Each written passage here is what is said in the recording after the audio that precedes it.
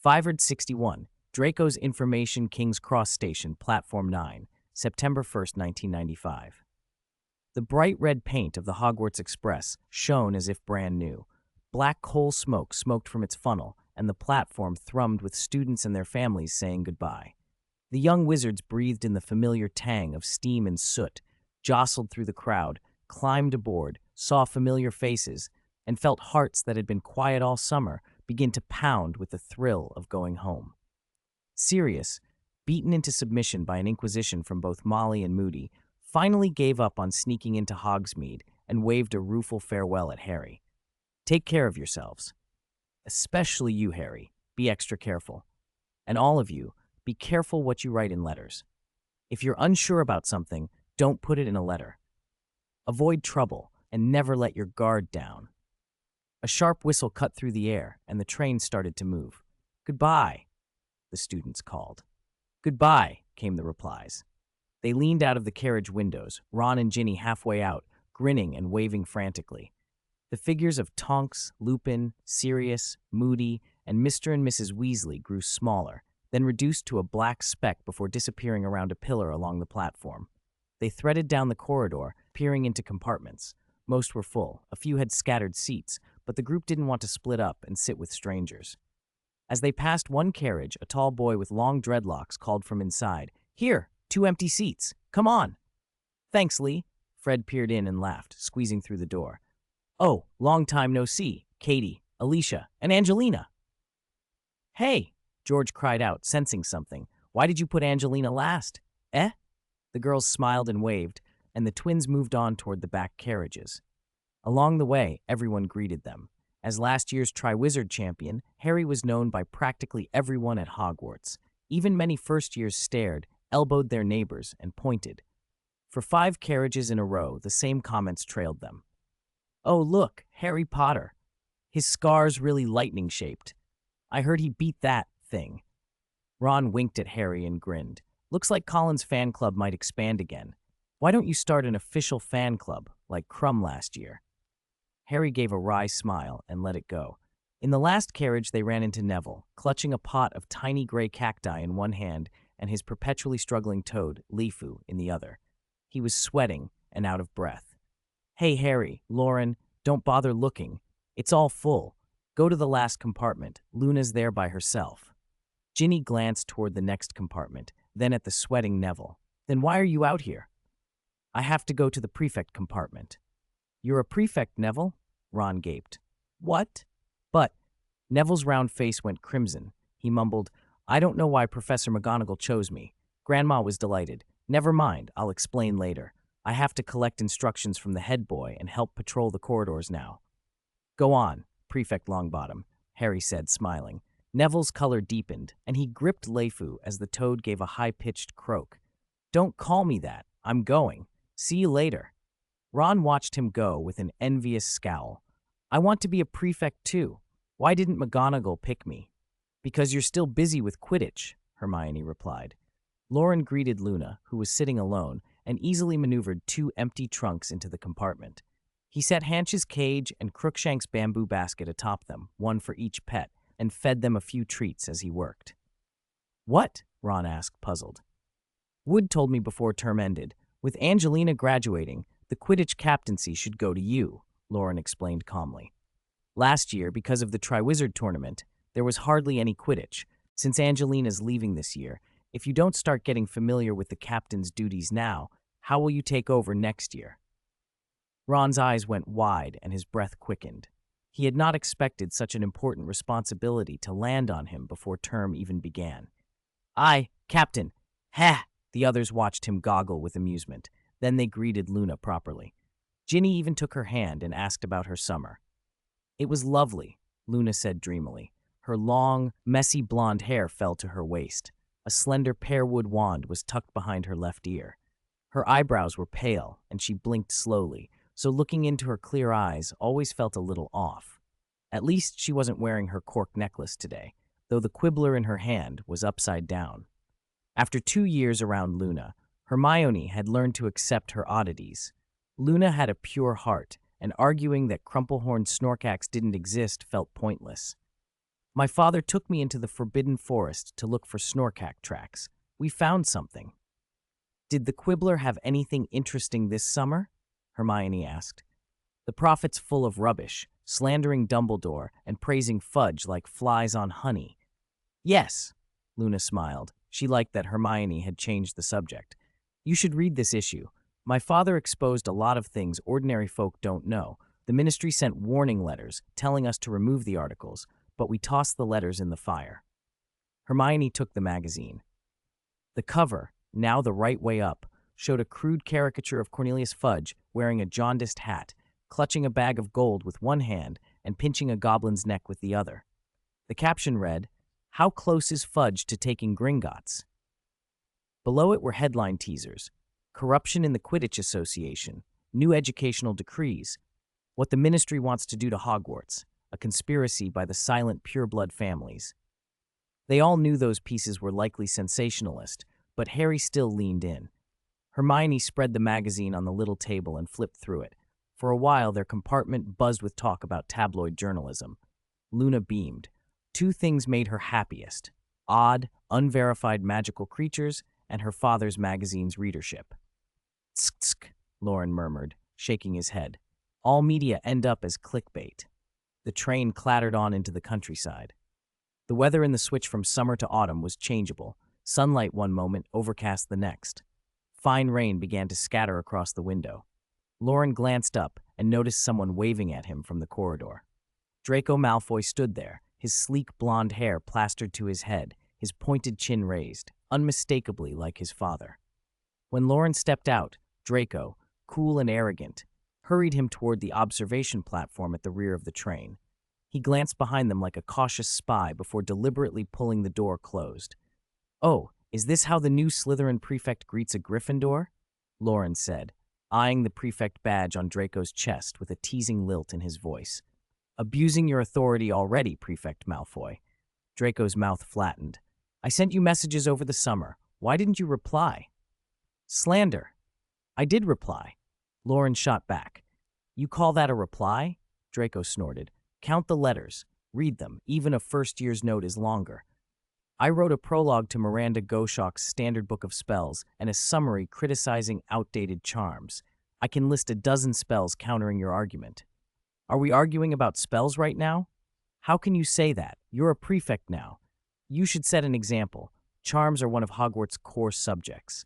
Draco's fists tightened. He wanted badly to thwack Loren with his wand, but he sucked in a breath and forced himself to stay composed.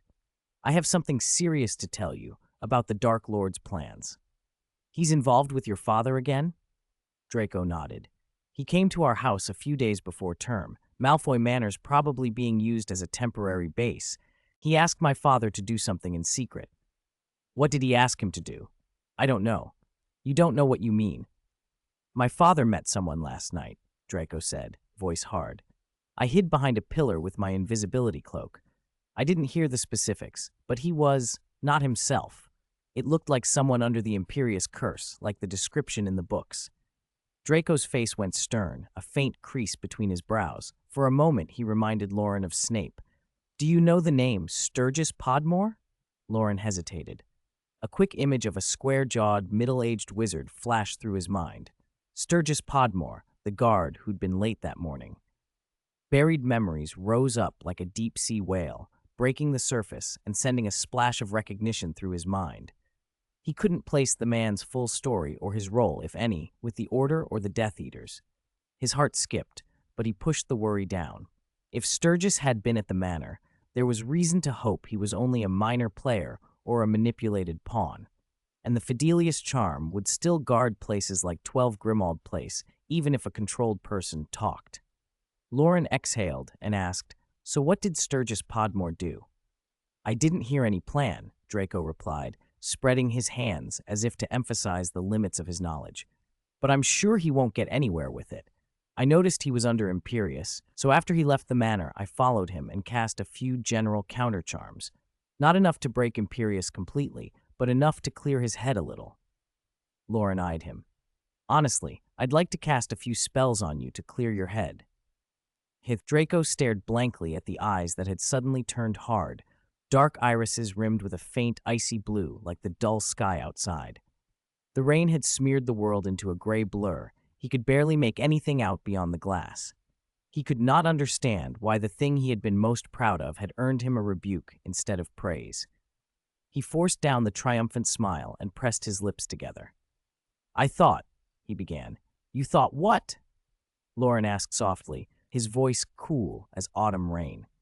"You don't know who Sturgis Podmore really is, what he was assigned to do, or what part your father plays.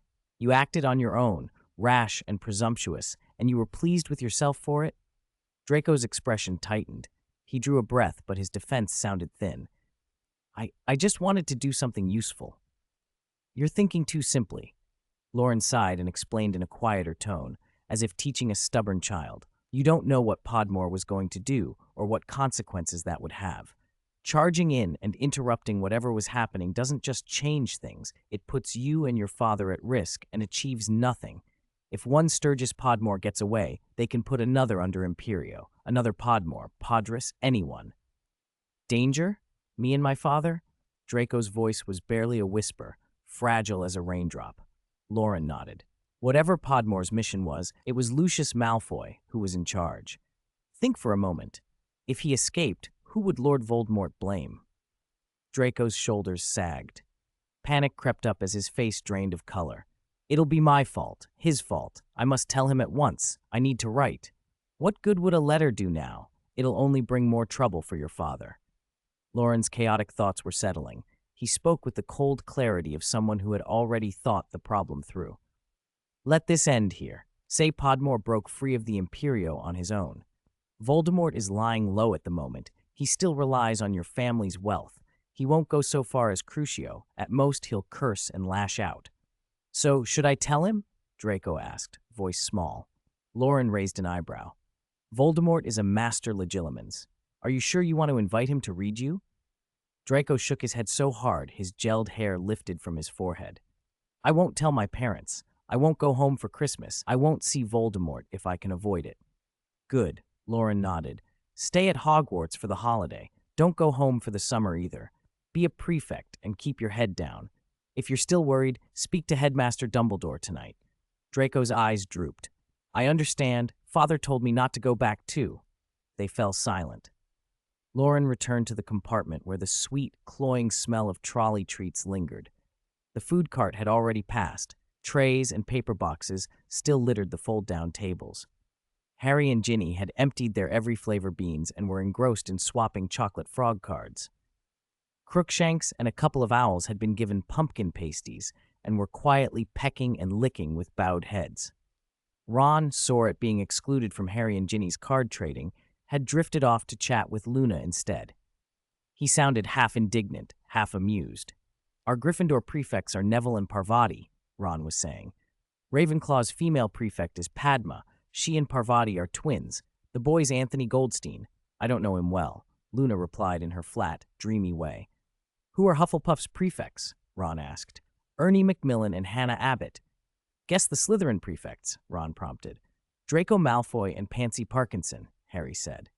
"Oh," Ron mumbled through a mouthful of chocolate frog. "Malfoy's no gentleman, but he does his work. Parkinson, though, how did she get it? She's dumber than Goyle." "A complete cow," Luna echoed, and then the comparison struck her for the first time. She giggled. The sound was high and sharp, and she laughed until her whole body shook, and tears sprang to her bright eyes. Ron, delighted to have an audience, went on, "Her grades are only a bit better than Goyle's." Hermione sat by the window, reading that sensational magazine she'd found, an uncharacteristic bag of licorice wands on her lap and one between her teeth, the sugar dust glinting on her lips. Loren slid into the seat beside her, plucked the licorice wand from her mouth with a casual reach, snapped it in two, and swallowed it. It was strawberry-flavored. Hermione looked up and gave him a withering look. Loren shrugged, reached for another licorice wand, bit off a piece, and grinning, whispered, "I don't like strawberry." "Then why did you take it?" Hermione snapped. "I said I don't like strawberry, not that it isn't tasty," Loren teased, taking another bite and leaning close enough to murmur, "but I do like Hermione flavor." "I can't be bothered," she muttered, and then handed him the entire bag. As the others turned back to their chocolate frog cards, Hermione lowered her voice. Did Malfoy come looking for you? Did he say anything about you-know-who? There's something.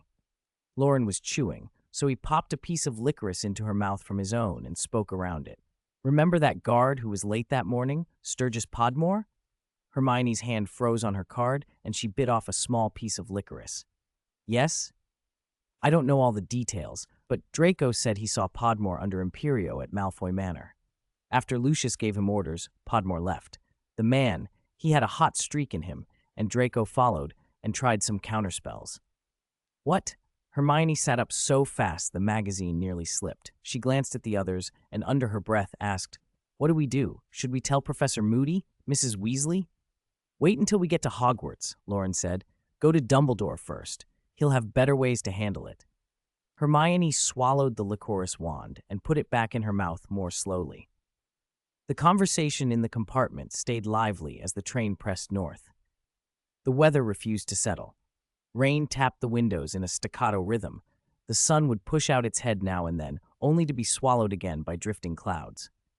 As evening fell, the express slowed. The little lamps in each compartment threw a warm glow across faces and paper wrappers.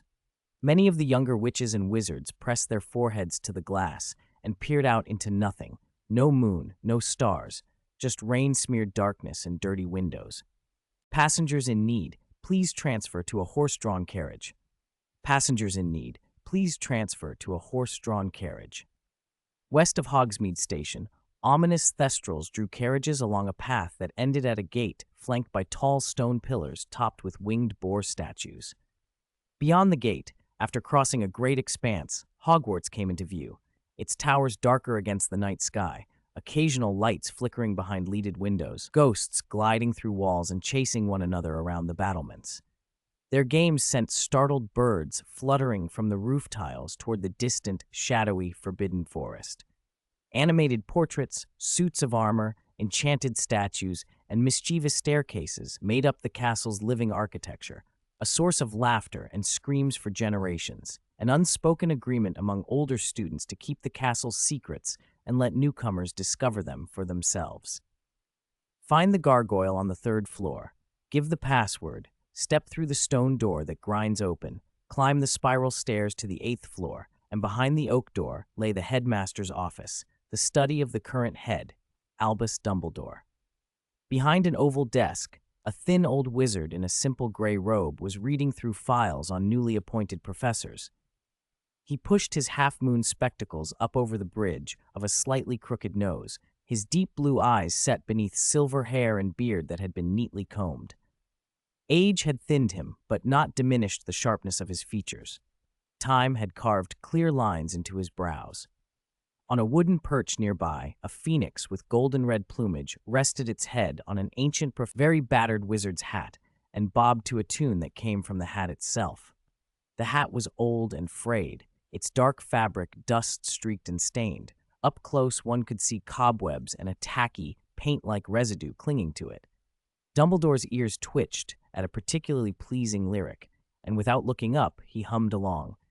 What friends are there in this world better than Slytherin and Gryffindor? How could such a friendship be written off? Fawkes liked that line, too, and flapped proudly in time. A knock on the door cut short the little chorus. Dumbledore signaled for silence and called, "Come in." Professor McGonagall entered quickly, her black robes neat, her expression grave. "Albus, Alastor just sent a letter. You must see it." "Alastor's letter," Dumbledore murmured, and a glint flashed across his spectacles as he took the parchment and skimmed it. Sturgis was attacked with the imperious curse. Malfoy ordered him to infiltrate the Department of Mysteries and seize the prophecy orb. This happened last night. McGonagall's voice was tight with concern. Sturgis says someone helped him break free of the curse, but the rescuer was wearing an invisibility cloak and couldn't be seen clearly. I've asked Molly and the others. We can confirm it wasn't Harry's cloak. Albus, who could it be? McGonagall's worry was sensible. Resorting to an invisibility cloak suggested the rescuer's magic wasn't particularly advanced. They hadn't learned the disillusionment charm. If that person were caught by Voldemort or a Death Eater, they would be tortured with the Cruciatus before whatever worse fate followed. Dumbledore's fingers tapped once on the parchment. Don't lose your calm, Minerva. Sturgis escaped, which means no one discovered them at the time. Whoever it was, they must be on our side, he added. Wait for more news. It will tell us what we need to know. McGonagall still looked unsettled, but let the subject drop. Then, the prophecy orb. Only those named in a prophecy can touch the orb, Dumbledore said, smiling faintly. It seems the news of McNair's capture has unnerved Tom.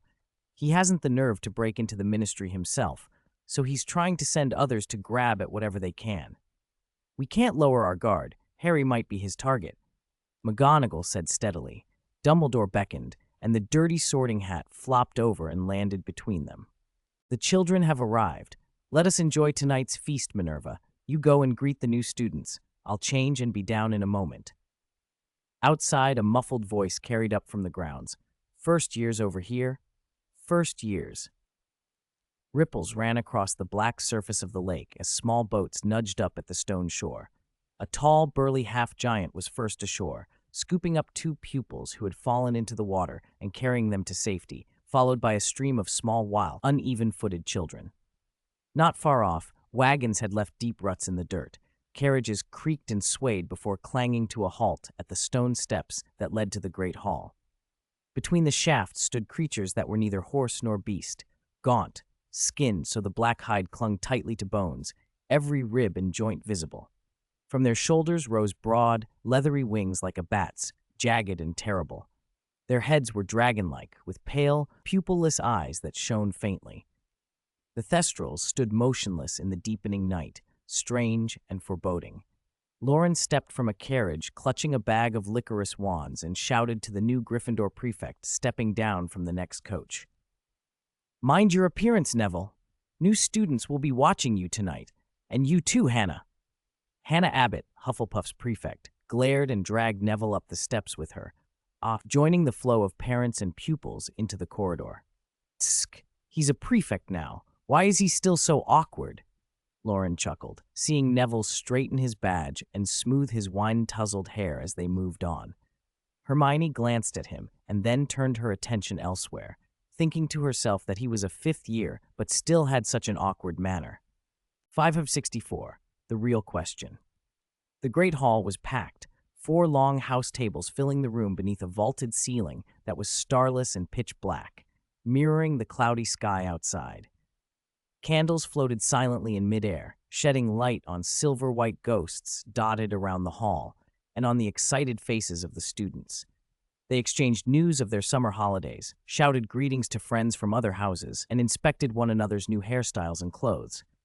Harry and Ron had barely sat down when Dean and Seamus dragged them toward the middle of the table, next to Parvati and Lavender. A cluster of eager classmates crowded around Harry, pressing for details. Come over here, Harry. Sit here. Seamus grabbed Harry's arm. What exactly happened with those things in the newspaper? Which one do you mean? Harry asked, taking a sip of steaming pumpkin juice. It tasted delicious. Oh, come on. Dean shoved Seamus aside and leaned in. Has Dumbledore really lost his mind? Was you-know-who just a hallucination brought on after you were cursed? The question seemed to hush everyone nearby. As soon as Dean finished, the students instinctively quieted, all ears, waiting for Harry to give a clear answer. Harry took a few more slow sips.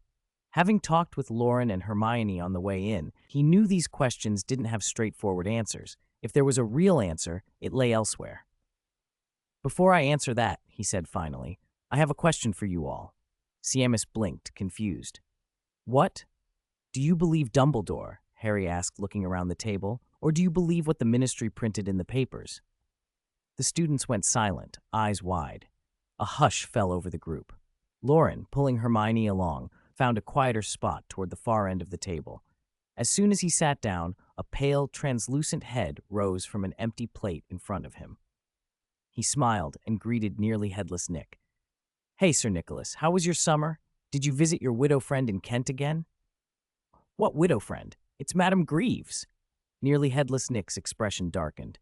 Don't believe the nonsense Myrtle says. Madame Greaves and I are just ordinary friends. I certainly believe you. Ordinary friends, of course. Loren's face was full of sincerity, but the tone made several nearby students glance sideways, smirking and making odd noises as they scrutinized the ghost. "Merlin's stinky boots. It's truly unpleasant talking to you lot." Nick's face grew blacker. With a muttered aside, he sank beneath the table. "I'm off to prank the new students," he said, a little discomfited. The chatter about summer adventures continued around the hall as the professors climbed to the high table. Dumbledore took his place in the golden, high-backed chair at the center, wearing deep purple robes embroidered with silver stars and a matching hat. His long, white beard floated down his chest, and his face looked kindly as ever. Hagrid's huge figure drew attention. Everyone could see the fresh scars on his face. He looked as if he'd rolled down the third-floor staircase into the hall, only a minor injury for him, but visible nonetheless. Snape, Sprout, and Professor Flitwick sat together, whispering and occasionally looking over at a strange-looking witch beside them. Everyone knew she was the new Defense Against the Dark Arts professor, short and plump, with curly brown hair, drooping eyelids, and a perpetually affected smile. She wore an eye-catching, old-fashioned pink cardigan and a garish bow that made the students at the Slytherin table scoff. "Is she the new professor?" one of the Slytherin girls asked. "I heard she's a senior undersecretary at the Ministry of Magic, UMBRIDG, another replied. "Never heard of her. Sounds like a half-blood from some tiny town," someone else muttered. At the front of the Slytherin table, a group of girls in the latest fashions whispered loudly enough to be heard at the high table. Pansy Parkinson glanced across at Malfoy and cleared her throat, as if performing. "Did you notice how ugly her bow is?" she said. Daphne Greengrass nodded fiercely. "And that cardigan, did she dig it up from a pyramid? It's ancient." "I have to say, the bow suits the cardigan perfectly," a girl snorted, and a ripple of quiet laughter followed. The new professor's toad-like eyelids fluttered. She looked furious, though she tried to hide it. She lifted her goblet with a trembling hand, took a small sip, and in a tight voice said to Dumbledore, "The sorting ceremony should begin now, Headmaster. I can't wait any longer." "Of course. No one is more eager than I," Dumbledore said, smiling. At that moment, the doors to the hall swung open, and the first-year students, led by Professor McGonagall, filed in and stood before the high table. The two who had fallen into the water stood on the far right, their robes dry, but their hair still damp. A stool was set in the center, and the sorting hat was placed on it. A fond, nostalgic hush spread among the older students. Conversation dwindled until the hall was so quiet one could hear a pin drop. The shabby, patched hat swayed slowly, its frayed brim split open like a mouth. "Long ago, when I was new and Hogwarts had not yet been built, the four founders of this noble school thought they would never part." The students gradually realized something was different. The Sorting Hat's song was not the usual one. They all remembered hearing it many times. While a few lines might change from year to year, the gist of the song was always the same. Tonight, every verse felt altered. "I sort you into each house, for my duty is unchanged," the hat continued in its cracked voice. "But this year I must say a few more words. Listen carefully to my new song." As the hat's words reminded them of the rumors in the papers and the ministry's slanders against Dumbledore over the summer, several students watched the flames of the floating candles reflected in one another's eyes and held their breath. The scales in their hearts began to tip. "Our Hogwarts faces danger. Enemies without are watching. Our strength must come from within, unity must hold, or all will crumble. I have warned you plainly. I have sounded the alarm for you." 565. Who is the fool? Although I haven't heard it in many years, Umbridge said, turning to Dumbledore with an almost imperceptible raise of her eyebrows. "But I can still tell it's a bit off topic this year, isn't it? I don't remember when that old hat took it upon itself to give the whole school advice. Honestly, perhaps we should get a more suitable hat. Nothing fancy, just something a little more ordinary." "This is a treasure left to the school by the founders," Dumbledore said with a soft chuckle. "We should treat it with respect. Normally, the Sorting Hat's duty is simply to describe the qualities each house values and to sort the students. But there are exceptions. When Hogwarts faces a great crisis, the hat has been known to warn the school." "We are very safe now," Umbridge interrupted, her voice shrill with certainty. "There has never been a safer time." The ministry has quashed the goblin unrest, contained dark magic activity, and under the wise leadership of the ministry, we won the wizarding war. I do not deny your point, Dumbledore said, seemingly unaffected by her self-praise. He sipped from his goblet, and before she could continue, he added gently, "The sorting has begun." Professor McGonagall, standing at the front, cleared her throat, read the next name from the parchment, and announced, "Ewan Abercrombie." Ewan was one of the unlucky first years who had been soaked earlier. He stumbled forward, a little flustered, and slipped the hat on his head.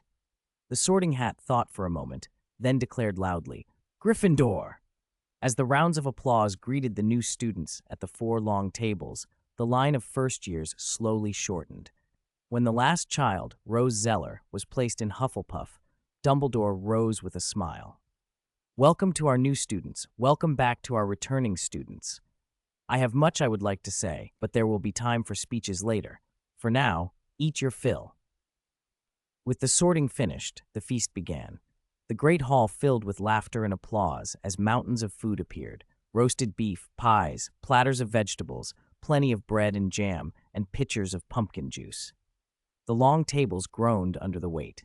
But beneath the general merriment, there was a tightness in the air. Everyone, professors and students alike, had barely stopped talking about the new Defense Against the Dark Arts professor. Years earlier, Cornelius Fudge had become Minister of Magic, largely because of Dumbledore's recommendation. He had acceded to office amid much criticism, and afterward had been cautious in even routine matters concerning dark objects. He wrote to Dumbledore whenever he was in doubt, and at internal ministry meetings, he sometimes produced Dumbledore's letters as justification for his positions. He had been called Dumbledore's Echo. The students were not fools. Many had read every article in the Daily Prophet over the summer about Dumbledore: rumors of senility, whispers about his mental state, calls in the Wizengamot to strip him of honors, suggestions that St. Mungo's healers thought him unwell. Any reasonably perceptive student could see that the relationship between Hogwarts and the ministry was strained. The old warm cooperation had vanished.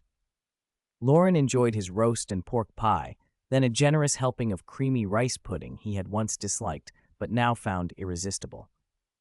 Hermione sampled her food delicately, but her attention kept flicking to the high table.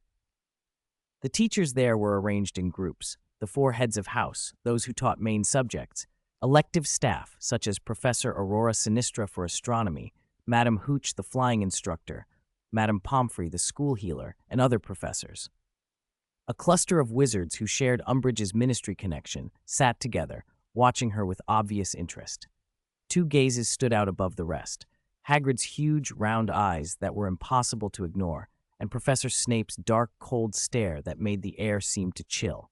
Loren scraped the last grains of rice pudding from his bowl and, thinking aloud to Hermione beside him, whispered, "If there are 3 factions, Hogwarts, the Death Eaters, and the Ministry, then who's the real fool?" Hermione did not answer aloud, but her eyes involuntarily flicked to the pink figure at the high table. Loren understood the look and, pleased, took another spoonful of broth. As the students finished eating, the hall grew noisy. Dumbledore stood again. "Now, while we digest another wonderfully delicious feast, I ask for a moment's attention to go over the usual notices for the term. No magic in the corridors between classes, other rules listed on that long sheet." His voice trailed over the students, most of whom paid little heed unless they were first years. The loudest cheers came from George and Fred Weasley. Ewan Abercrombie cocked his head at their enthusiasm. "It is my pleasure to introduce our new Defense Against the Dark Arts teacher, Professor Dolores Umbridge," Dumbledore announced. "Oh, thank you, Headmaster, for such a warm welcome, and thank you, students." Umbridge smiled brightly and accepted the scattered applause. She ignored the barely concealed smiles and snickers around the hall and spoke in her high, prim voice. "I shall be very pleased to get to know each of you, and I am sure we shall be great friends. I come not only in my own capacity, but bearing the earnest hopes of the ministry.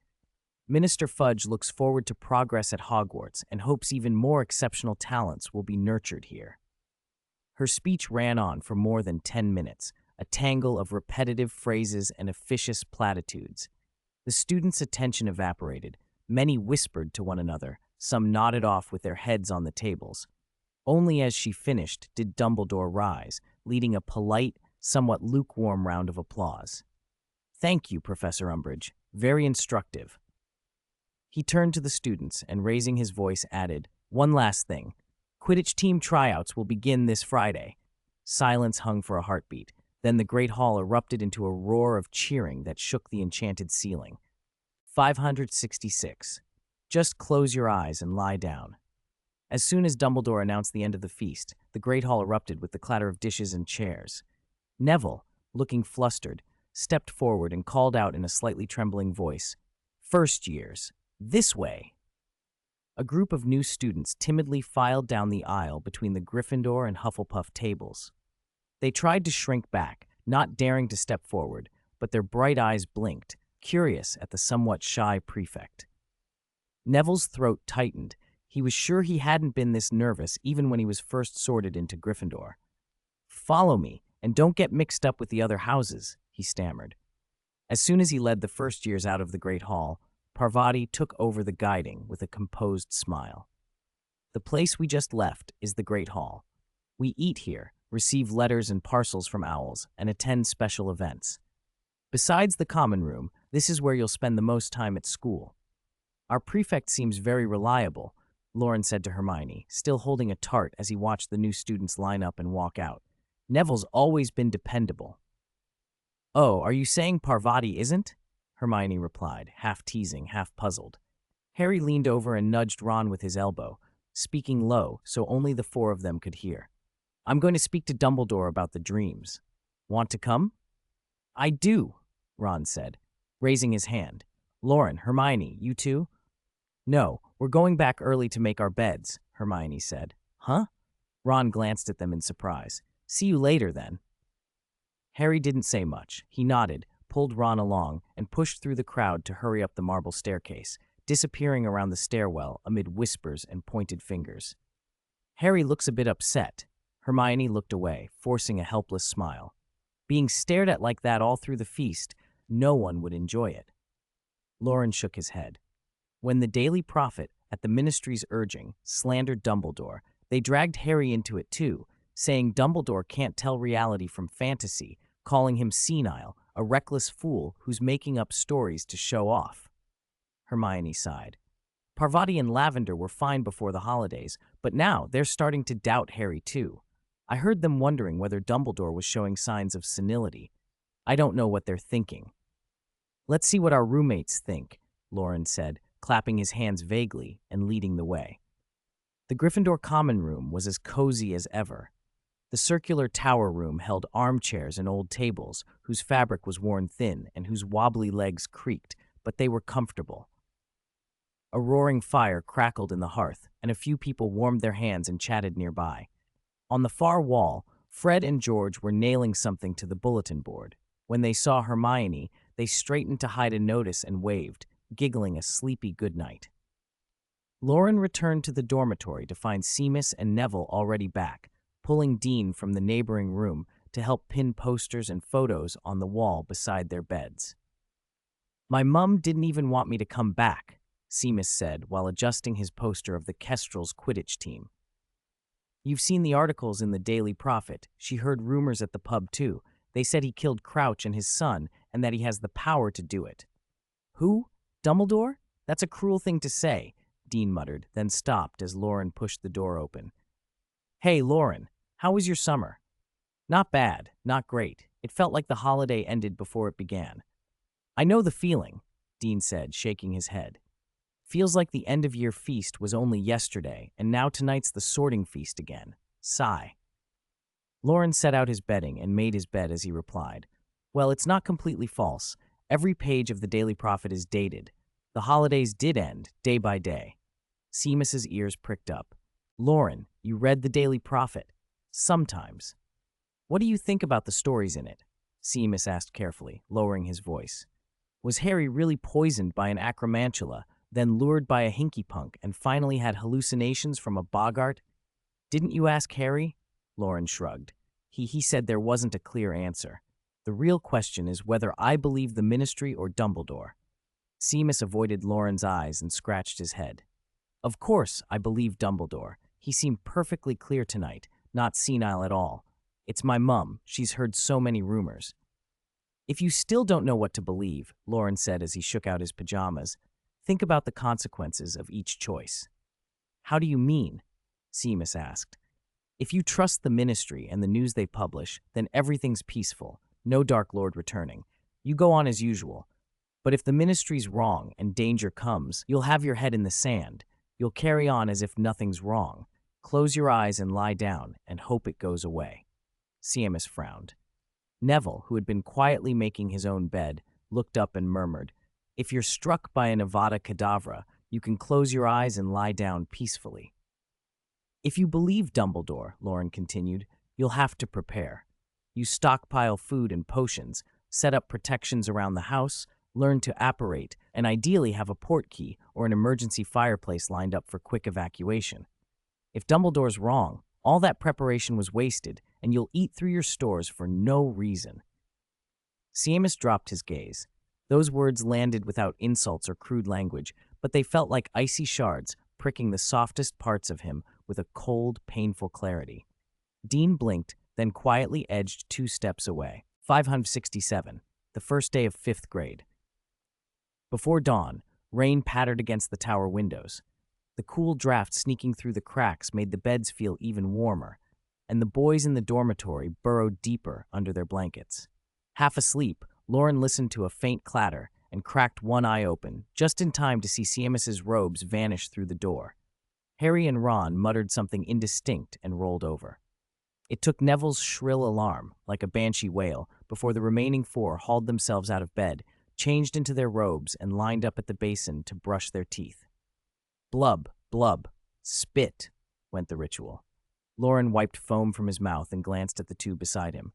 Harry, Ron, how did it go with Dumbledore last night? Not good. Terrible, actually.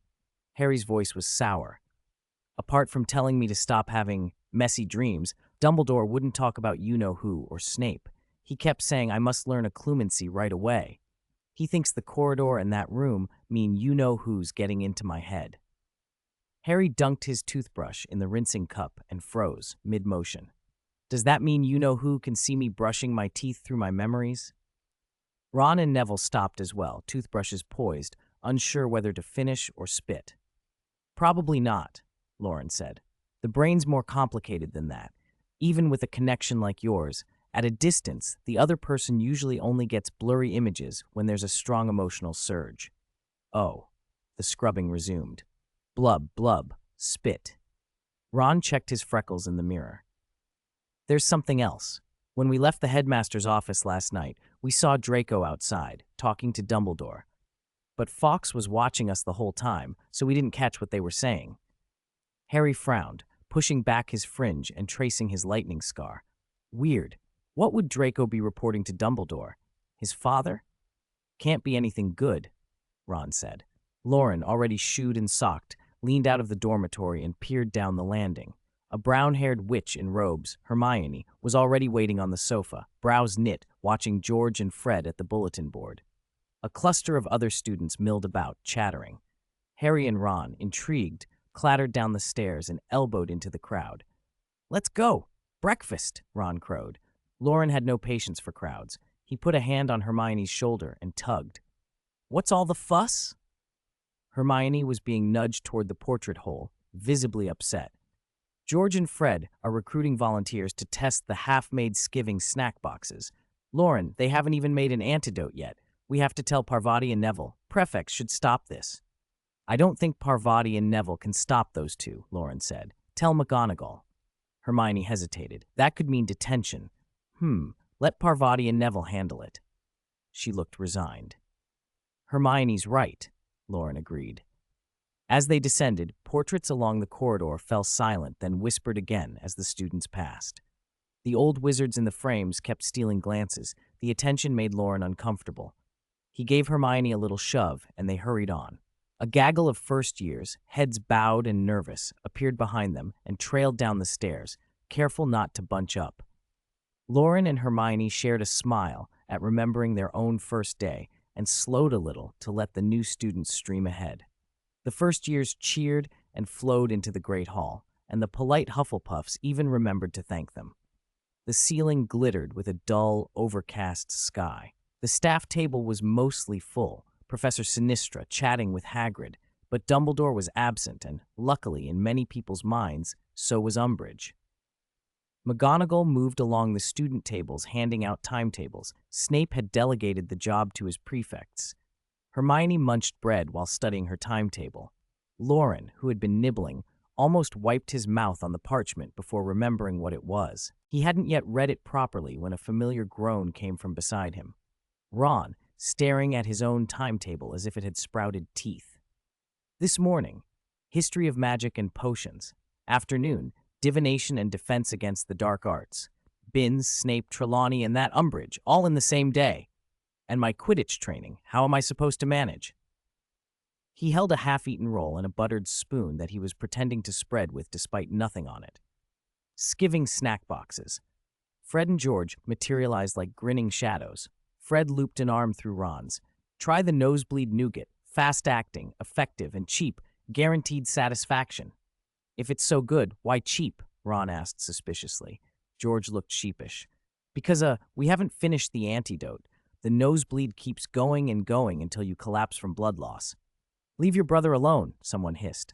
Loren couldn't help himself. You're offering galleons for volunteers, but you trick Ron into being a guinea pig and make him pay? Even goblins at Gringotts wouldn't stoop so low. Oh, poor Ron, Hermione mocked, but there was genuine concern too. Ron shoved the roll into his mouth, then slammed his fist on the table and rose as if to throttle both twins until Fred promised to give him a whole box of the snack boxes as compensation. Loren shook his head, amused and appalled in equal measure, and finally took the timetable out to read. It was, unsurprisingly, an OBOL year schedule. 5 days a week crammed with classes except for a half-day free Thursday afternoon and Friday morning. No extra morning or evening study periods, no weekend catch-up sessions. Loren flicked the parchment, unfazed. He'd gone through worse once. A flurry of owls burst in through the high windows, wings beating, and began dropping packages and newspapers onto the tables. Feathers and damp drift from the rain fluttered down as the birds cried and hopped about. Loren shoved his glass aside and fed a nut to an owl's leg as it delivered a soggy daily prophet. They scanned the headlines while Seamus hurriedly popped the last bite of his roll into his mouth and spat his spoon into his pocket. First up, Binns' History of Magic, Seamus announced. I'll save seats. Back 2 rows, Harry. Huh? Harry blinked, then smiled awkwardly. Oh, okay. See you later. Seamus grinned and darted off. Harry watched him go with an odd little smile and then looked back at his toast. If there were teaching evaluations, Professor Binns would have been voted the most soporific teacher in Hogwarts history. The ghost droned on in the same weary, wheezing cadence he always had. An hour of Binns was enough to make anyone's eyelids heavy. Hermione was the only one who resisted. The rest of the class bobbed and nodded like sleepy birds, quills scratching half-consciously. Loren leafed through the history text as if it were a storybook. Harry and Ron played a quiet game of hangman in the margin. Potions followed, and as expected, the Gryffindors and Slytherins filled the dungeon classroom. Loren and Hermione had been sensible and dashed across the cold courtyard to claim front-row seats. Draco sat surrounded by Slytherins, puffing up his chest and showing off his prefect badge with a practiced air of modesty. Harry and Ron sauntered in at the bell, collars up, only just ahead of Snape. Snape looked the same, greasy hair, stern face, an aura of constant disdain. He swept the room with a look and then said, in the same clipped voice he always used, "Silence!" He closed the doors and windows with the flick of his wand. Next June, you will all sit important examinations. Many of you will hopefully endeavor to pass your OWLs. I select only the best for my advanced potions class. Some of you will not return. Today you will brew a potion that commonly appears on OWL papers, the calming draught. It relieves agitation and anxiety. Be warned, if ingredients are added carelessly, it can induce a deep, sometimes irreversible coma. Care and precision are essential. Snape's lecture was brisk and unforgiving. He skimmed the theory and declared that the details were similar to other draughts he had discussed before. 10 minutes later, he tapped the blackboard and handed them over to their cauldrons. Ingredients and instructions are on the board. Supplies are in the cabinet. You have 90 minutes. Begin. The calming draught they had to make was a tricky intermediate potion. Ingredients had to be added in strict order and precise amounts. Stirring had to be at the correct pace and in the correct direction. Temperature and timing were measured to the second. Harry and Ron sweated over their cauldrons. Seamus poked the flame with the tip of his wand as if that might help, and everyone else looked worried.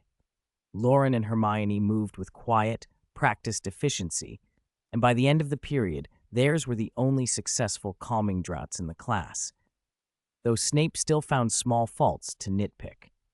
568. News from the Elder Wand. Homework, a foot-long essay on the properties of Moonstone and its uses in potion-making, due Thursday. Class dismissed. Professor Snape's gaze swept over the students, who had gone pale at the prospect of the assignment. A hint of pleasure tugged at the corner of his mouth. As he left the classroom, he gave Loren a look that was heavy with meaning.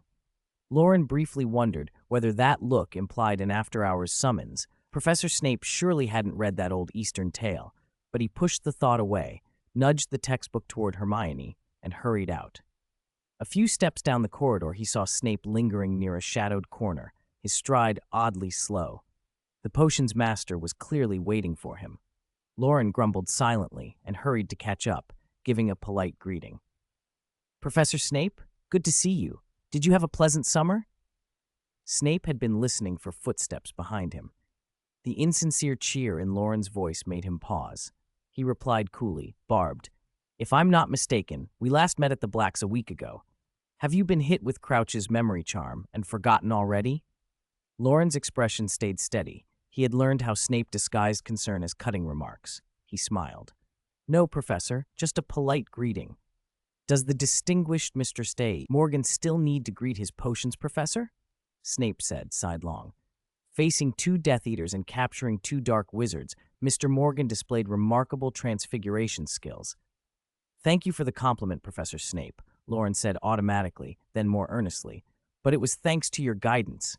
"Is that so?" Snape's steps quickened. "Then come to my office. I've arranged extra tutoring for you." Loren hesitated. "Now? It's almost lunchtime. The house elf will bring lunch to my office." Snape strode on, expressionless. The Slytherin head of house was annoyingly insistent. Loren had little choice and followed him. Snape's office downstairs was dim as ever, lined with wooden shelves of animal and plant specimens preserved in jars. The lifelike features frozen in glass gave the room an eerie stillness, hardly an inviting place to eat, except that the lunch Snape had prepared was excellent. The steak was crusted and seared, crisp outside, tender within, the juices bursting with each bite. The mushroom soup was rich and fragrant. The salad was ordinary. Loren had never loved greens. Snape did not dwell on the summer incident. While the house elf served the meal, he warned Loren not to tangle too deeply with Death Eater affairs.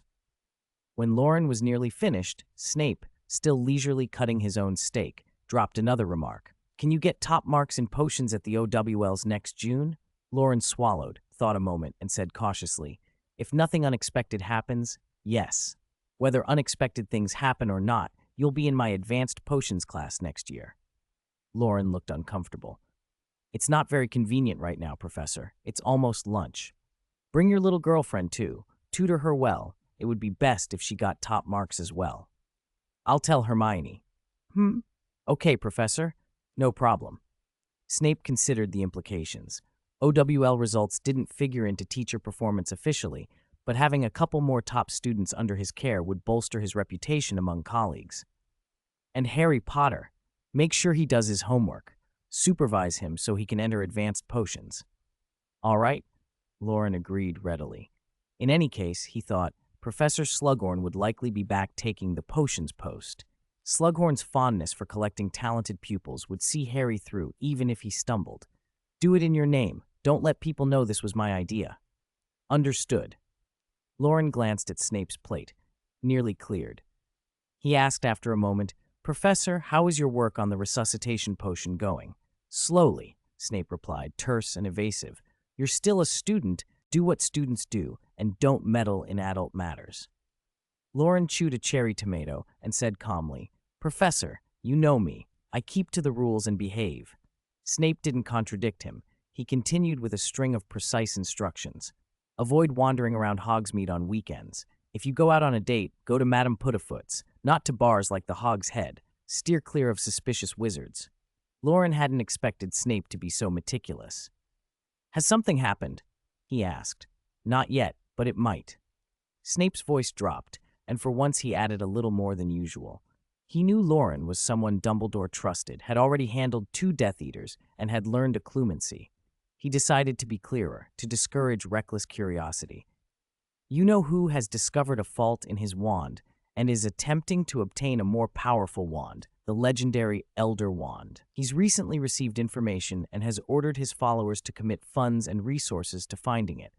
Many dark wizards, for the right reward, have gone undercover in Hogsmeade." "The Elder Wand," Loren repeated, brow furrowing. "Does Dumbledore know? There's a Hogsmeade Activity Week in October. How will he deal with dark wizards and Death Eaters?" "He said he would discuss it with McGonagall," Snape answered, shaking his head. "You need only know the general situation. As I said, prepare for your exams. Leave the rest to the adults." Loren, noticing that Dumbledore had not shared full details with Snape, did not press further. They spent the remaining time talking about potions topics, the year's syllabus, and club activities. When it was nearly time for afternoon classes, Loren left Snape's office. Later, when the others pressed him for details, Loren shrugged helplessly. "What did I talk about with Snape?" "The usual. He wants top students to help tutor others. He asked me to push you lot on potions and to make sure homework gets done." They were walking up a landing lined with portraits on their way to divination in the North Tower. Hermione had chosen ancient runes instead, so she wasn't with them. Harry, insulted at Loren's hint that he was underachieving, declared loudly that he wanted to duel. Loren tapped a knightly portrait. "Sir Cadogan, Harry wants to duel." Sir Cadogan sprang to life, sword drawn.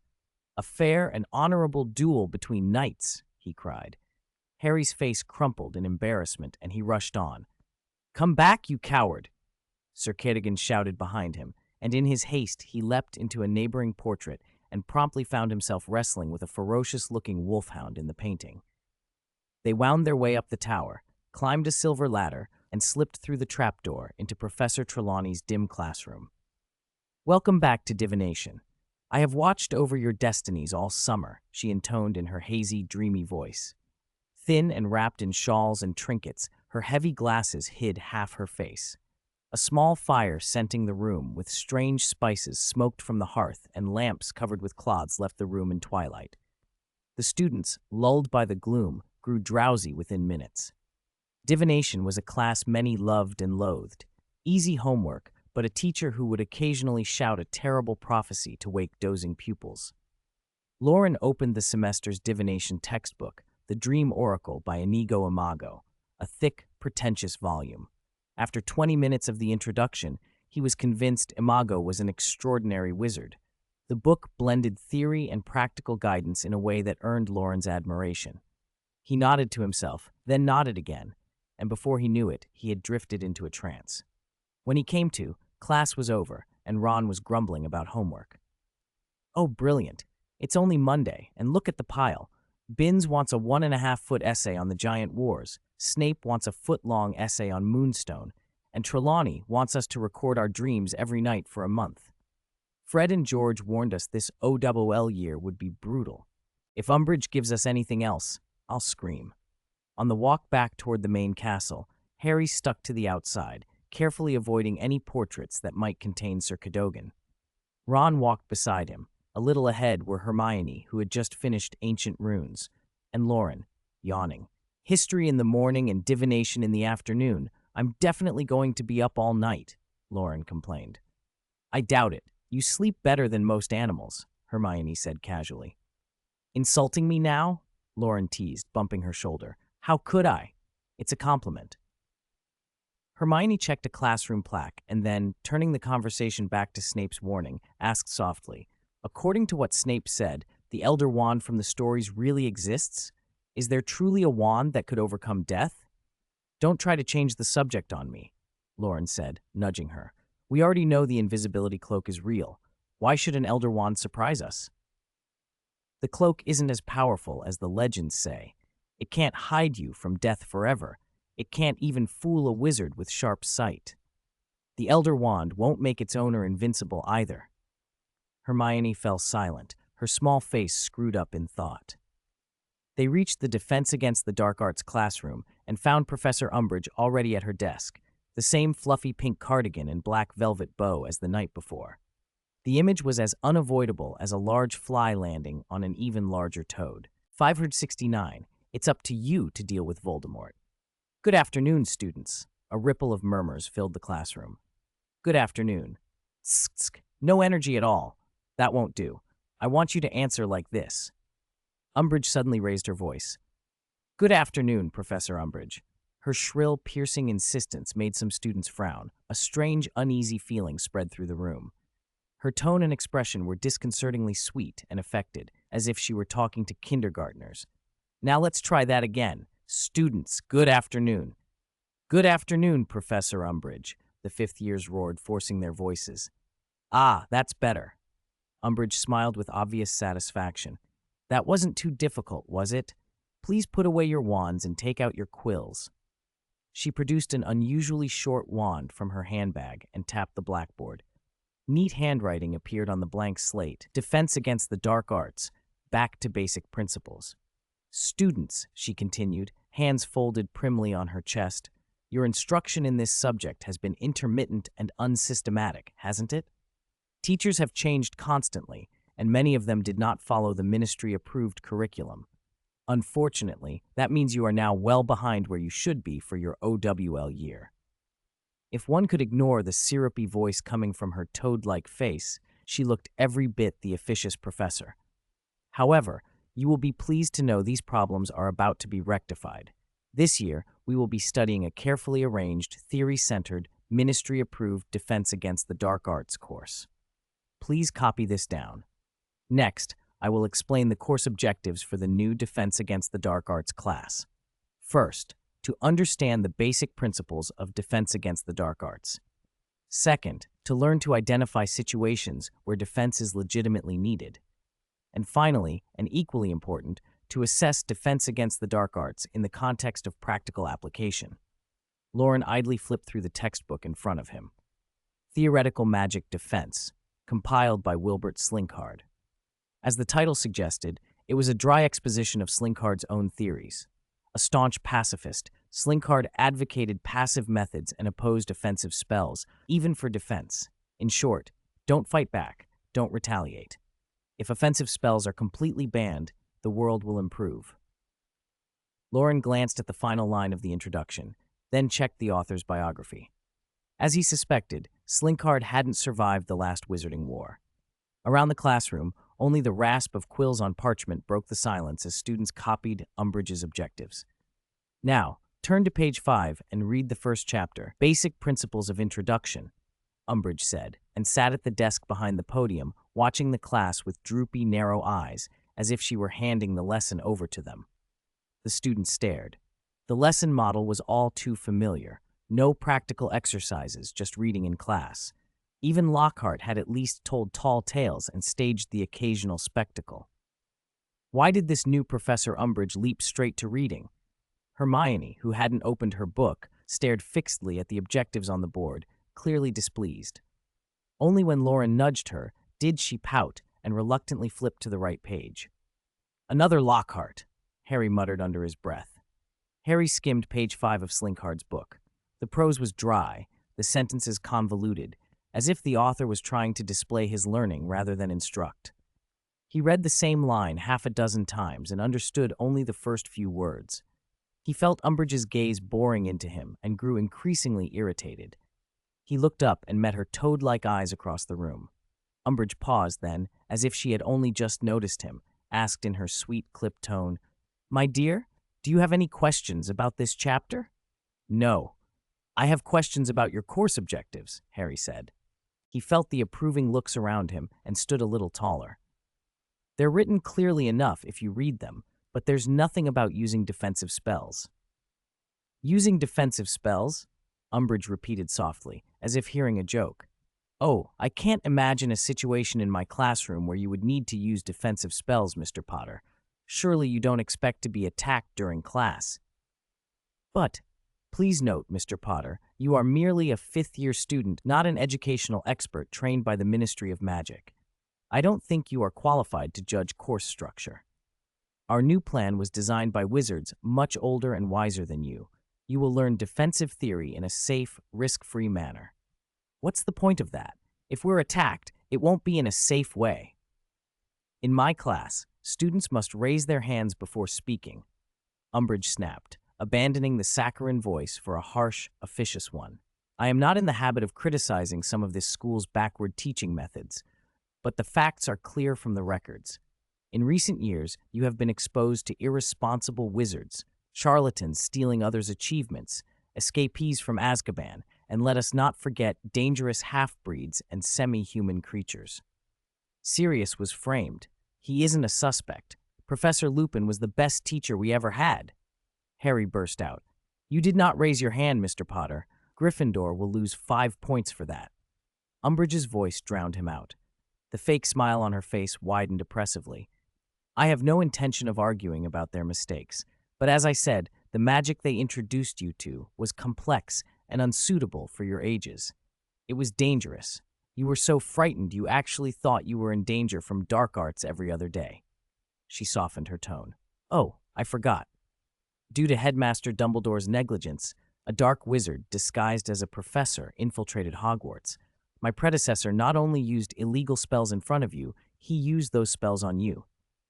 That was the Ministry of Magic's negligence. Hermione couldn't help herself and stood to retort. It was your Azkaban breakout that led to Barty Crouch Jr. escaping. Even a mad Death Eater taught us useful things. Excuse me, who are you? Umbridge asked. Hermione Granger. You did not raise your hand, Miss Granger. Umbridge declared.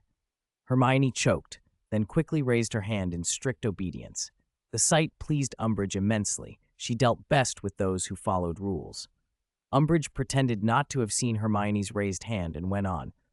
The Ministry believes theoretical knowledge will more effectively help you pass exams. Ultimately, helping students pass exams is the school's purpose. Loren watched Hermione sit, her hands still trembling with urgency. He looked at Umbridge and, under his breath, said to Hermione, Don't bother. She won't let you speak, even if you raise your hand. He tugged at her sleeve to make her sit. I have an idea, remember we. Hermione sat down reluctantly, lips pressed together, her eyes bright with determination. And what about practice? Harry snapped. You're telling us the first time we'll cast defensive spells will be during an exam? I repeat, in my class you must raise your hand and obtain my permission before you speak, Umbridge ordered. Sorry, Professor. May I speak now? Harry raised his hand again, looking innocent. Umbridge looked cross. With every eye in the classroom on her, she could not refuse. Her smile stiffened. She gave a reluctant nod. Of course, Mr. Potter. What's the use of mastering theory if it's useless in the real world? We need to be prepared for whatever's out there. This is school, not the real world. Nothing waits outside, Mr. Potter. Oh, really? Harry's anger flared. He had not expected Umbridge to be so utterly unreasonable. She seemed intent on weakening the students, fearful of Dumbledore's supporters among them. Who do you imagine would attack children like you? She cooed. Harry inhaled, feigning thoughtfulness. Let me think. Perhaps Lord Voldem. Umbridge's pupils went tight. She inhaled sharply, ready to rip into Harry, but another voice cut in crisply. It's dark wizards, Professor. Terrifying dark wizards. Loren had spoken straight-faced, then belatedly raised his hand, indicating he too was a model student. Umbridge shot Harry a furious look, then turned to Loren, her sickly sweet smile back in place. May I ask who you are? Loren Morgan, Professor. Oh, Mr. Morgan, why do you have this concern? Before school started, I spent a few days in Hogsmeade, Loren said slowly. You know, Honeydukes sweets are the thing you miss most on holiday. While we were buying sweets and having butterbeer, we heard some unsettling rumors. Umbridge leaned forward, eyes narrowed. Did someone tell you that a certain dark wizard has returned from the dead? No, not you know who, Loren interrupted.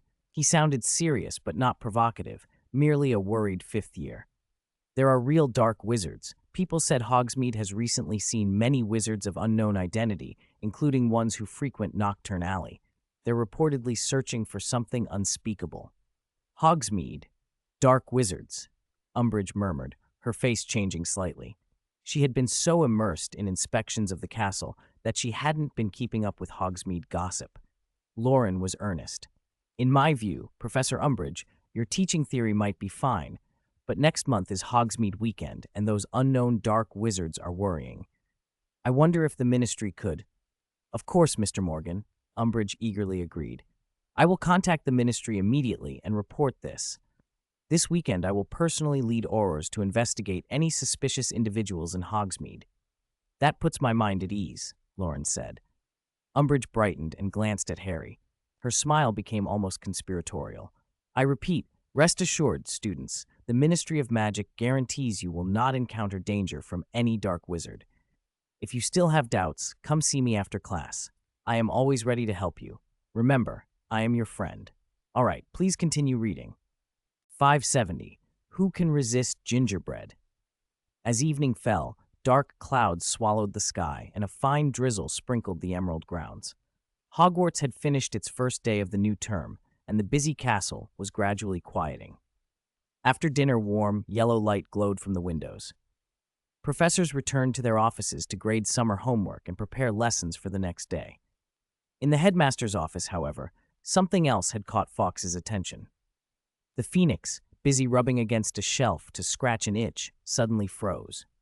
Most of the books on Dumbledore's shelf were Christmas presents, gifts from former staff, from obedient alumni, from correspondents near and far, who all assumed the old headmaster was an avid reader. Every Christmas morning, the office overflowed with books.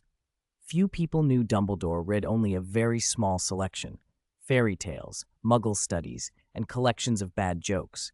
The rest, treatises on magical reform, decadal alchemical developments, major research breakthroughs, went straight to Madame Pince for the library. The few books that stayed on his shelf were rare and strange. Fawkes, a phoenix who had been reborn countless times and was uniquely attuned to magic, drew in his wings and widened his eyes. He felt a strong, unusual fluctuation coming from a medium-sized thick tome. The sheepskin cover vibrated as if eager to be opened. The bird backed away and let out two sharp calls in the direction of the white-bearded wizard at his desk. "Oh, don't fret, Fawkes. It's only a—" Dumbledore put down his quill and rose slowly. He crossed the room, gave the phoenix a gentle pat, then took the book from the shelf. To use a muggle word, it's a telephone, or rather, a book telephone. The trembling stopped once the book was in Dumbledore's hands. A red ribbon bookmark shot out like a curious tentacle, slid through the pages, and fell into place on a particular sheet. The cover eased open, and a gravelly voice issued from within. "Albus, if you move any slower, I'll cut the connection." Dumbledore watched the portrait on the page come alive, its colors brightening. He carried the book back to his desk and sat. With a little flourish of his wand, he turned the portraits of previous headmasters to face the wall, then smiled. "Alastair, do be patient with my old bones. I can't exactly rush to every book." Mad-Eye Moody's painted eye spun on its hinge, his beard and scars somehow wriggling with speech. "Don't you start on me. I'm limping on one leg, and I've had to run circles for you. Diagon Alley to Nocturne Alley, Nocturne Alley to Ben Nevis to Nurmengard in Austria, then on to Germany. Merlin's beard, a man with 2 good legs, wouldn't be doing this much running. It's cruel." "We discussed it," Dumbledore said mildly. "You don't have to do it all on your own. Remus and Sirius were willing to help. Those reckless youngsters aren't reliable, not even as reliable as some undergrads." Moody snorted, waving a hand. "Anyway, I'm not here to gossip.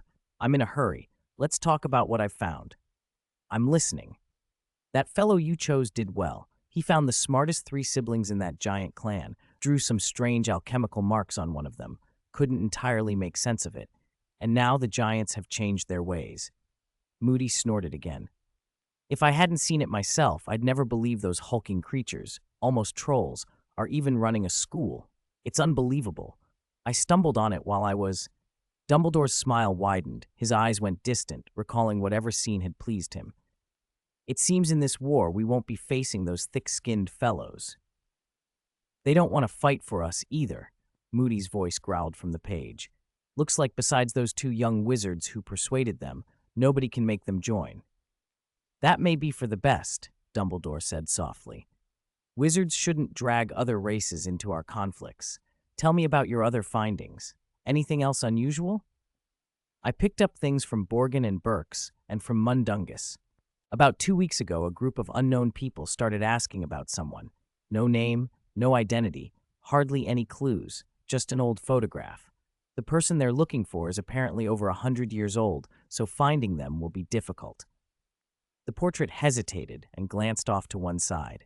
The motion stilled. For a moment, only the soft tap of a cane could be heard. Dumbledore stood his ground, listening.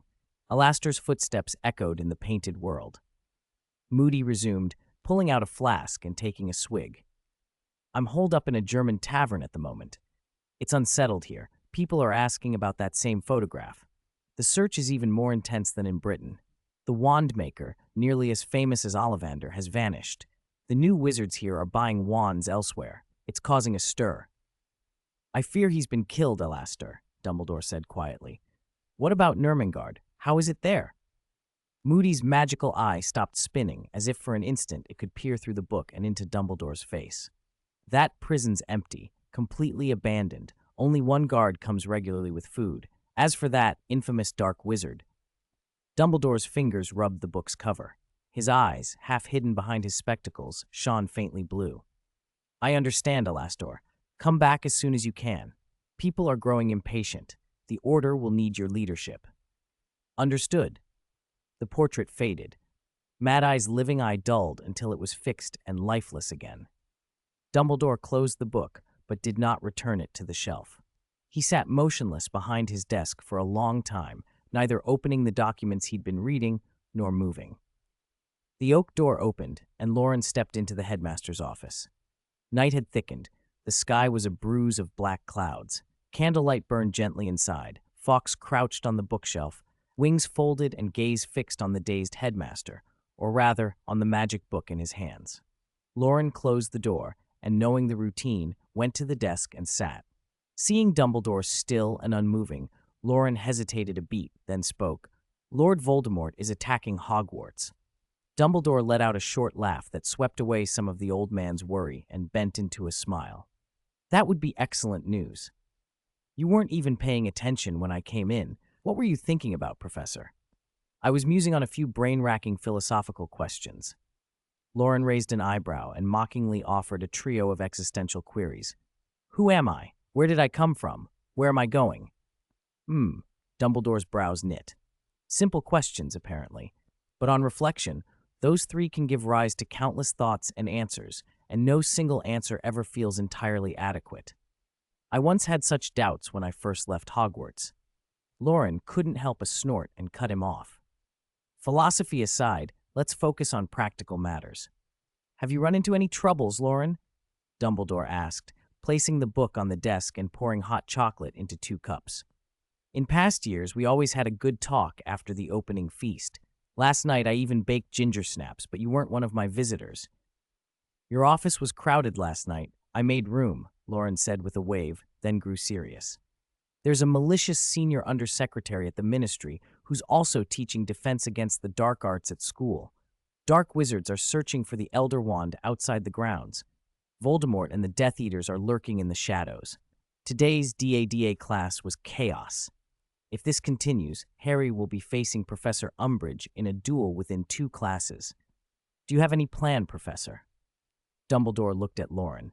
Young, dark-haired, dark-eyed, his face still boyish but with a gravity beyond his years. Alastor had been right. Pushing away the tangle of thoughts, Dumbledore pretended puzzlement. Plans? What sort of plans? To deal with Voldemort and the Ministry, obviously, Loren said bluntly. Clear the Great Hall and let Umbridge and Harry duel. Dumbledore paused, then chuckled as if the idea amused him. He drank his hot chocolate, eyes twinkling. That is surprisingly creative. Loren's eyes rolled theatrically, and Dumbledore laughed outright. In fact, there is something to it. Let Umbridge lead the Auror's investigation. With the right nudging, they might follow the clues straight to Voldemort. If someone can ensure things don't get out of hand, We could both reveal Voldemort's location and bring the Ministry around. Don't you think? Loren grinned. That's how it could work in an ideal world. I shall try to create those conditions, Dumbledore said, smiling gently. And as before, keep a watch on Harry, especially his dreams. Steam curled from the dark cups of hot chocolate and its rich scent filled the room. The conversation slid back into lighter fare. Tips for owl exams, transfiguration pointers, and the latest sweets at Honeyduke's. As lights out drew near, Loren drained the last of his cup and let his gaze wander across the desk. He murmured, "One more thing." Dumbledore's expression flickered. His breath caught slightly. His eyes fell on the Elder Wand resting on the table. Loren added casually, "Do you still have some ginger snaps? Could you spare one? I haven't been to the shops all summer and only got a few on the train. I'm out of treats." The old headmaster froze for a heartbeat. Then a brilliant smile spread across his face. After chewing a ginger snap and chatting with the fat lady for a moment, Loren slipped through the portrait hole into the Gryffindor common room, which was still lively. Lee Jordan, George, and Fred sat amid a cluster of first years, pulling item after item from a large paper bag and stuffing them into the new students' mouths. Each first year was chewing with delighted foolishness. Nearby, the newly appointed prefects, Parvati and Neville, hovered, nervous and unsure whether to interfere. Within seconds, the first years looked as if they'd been struck by invisible mallets. One by one, they collapsed where they sat. Some slid to the floor, limbs limp. Others slumped sideways over armrests, eyes glazed and tongues lolling. The room erupted in laughter. George and Fred crouched with clipboards and spring clamps, observing the dazed first years and scribbling notes and sketches with their quills. Enough! Hermione, who had been standing by, could no longer keep silent. She stepped past Parvati and Neville and planted herself in front of the Weasley twins, her face hard. "You are not allowed to experiment with unknown effect potions on your classmates. Professor McGonagall would never permit such a thing, and Mrs. Weasley certainly wouldn't approve." George and Fred blinked at her, taken aback for the first time by her sternness and by the thought of Mrs. Weasley. Rather than being as cheeky as they had been with Parvati and Neville, they exchanged glances. George said, "Relax, Hermione. We didn't force or trick these first years. It was all voluntary." Fred hurried to add, "Exactly. We even paid them." "They're first years," Hermione snapped. "They don't even know what they're doing. This could be dangerous. One of them could get seriously ill." While she spoke, Loren had circled around and casually taken a red candy from Lee Jordan's bag, sniffing it and examining it with interest. Seeing Hermione step forward, Neville and Parvati straightened, no longer intimidated by the twins' seniority. They stood by Hermione, visibly proud of their prefect badges. "Calm down, everyone. Nothing bad will happen," Lee said quickly, stepping in with a smile. He moved among the younger students, popping small boxes of peppermints into their mouths, some kind of makeshift antidote. Fred didn't stop him. He only muttered, "We'd never let them get sick. We tested these candies on ourselves. We just want to see if everyone reacts the same way." "You see, they're waking up now." As George spoke, several of the younger students began to blink and stir. Fingers twitched, odd symptoms faded, and the unconscious ones slowly came to. Those who'd found themselves sprawled on the floor or slumped in chairs looked around with wide, bewildered eyes at the two senior boys. Hermione's gaze narrowed. "I can assure you, you did not tell them what these candies would do." "We didn't tell them the exact symptoms," George admitted, squatting down to peer kindly at a small, dark-haired girl nearby. "Are you all right?" The girl avoided his gaze and whispered, I think so." After the sorting, these first years had thought all Gryffindors were warm and welcoming. This senior had seemed kind, gentle, funny, but no one had expected he'd be handing out potions. "Fantastic! The effect of the skiving snack boxes is very consistent," Fred crowed, eyebrows nearly disappearing into his hair. "It's not fantastic at all," Hermione snapped, snatching the clipboard from him. She lectured, sharp and incredulous. "I can't understand this. You used to be pranksters who knew your limits, Peeves aside, but tricking first years into testing potions? I know you're planning to open a joke shop, but is this really your contribution to that plan?" George and Fred fell quiet, watching Hermione stand ramrod straight, her bushy hair haloed by the hearthlight. A shadow of something familiar crossed her face. The two brothers looked sheepish and guilty. The common room grew very quiet. Even the younger students, lying or sitting on the floor, watched Hermione with something almost like awe. The twins spent a while apologizing to the first years and explaining. They compensated them with a few of their prank products and sent them on their way, leaving the prefects to deal with the rest. Loren and his friends found a corner to sit in, and only then did George and Fred explain themselves properly. Since the OBUL prep last year, we've decided a few things, George said, waving the clipboard. We think our future is beyond exams. So you have only a few OWL certificates? Loren asked, raising an eyebrow. 3? 4? Fred reddened for a moment, but then held up a paper bag full of skiving snack boxes and said with pride, Our dream is to open a joke shop. We'd rather not spend our lives collecting certificates to look for jobs, so exam results don't matter so much to us. We even talked about not coming back for 7th year, George went on. We've already picked a location, and thanks to a generous wizard and the money we made selling novelty items by post during the holidays, we've got enough to start. Ron frowned. Then why come back to school at all? Fred spread his hands helplessly. Mum would never let us leave early, and with you-know-who returning, she'd be even more cross if we ran off. Oh, I see, Loren said, mock-enlightened. So you're inconveniencing yourselves this year to make Mum feel better. His tone trailed up in that teasing way that made George and Fred look guilty. We've also made plans, Fred continued, avoiding Ron and Ginny's teasing looks. We'll spend this year doing market research, figure out what Hogwarts students actually want to buy from a joke shop, test products, and then make things that sell. Hermione's jaw set. So you tricked first years into being guinea pigs for your market research? Well, George glanced around, not very confident. Researching the skiving snack box is for 5th-year students too, you know. Trust me, you'll need it. Fred chimed in. After a full day of classes, you'll understand. A pile of history of magic essays a foot high, potions write-ups, divination notes recording every dream, and Professor Umbridge's assigned reading reflections. Hiss, Harry and the others breathed.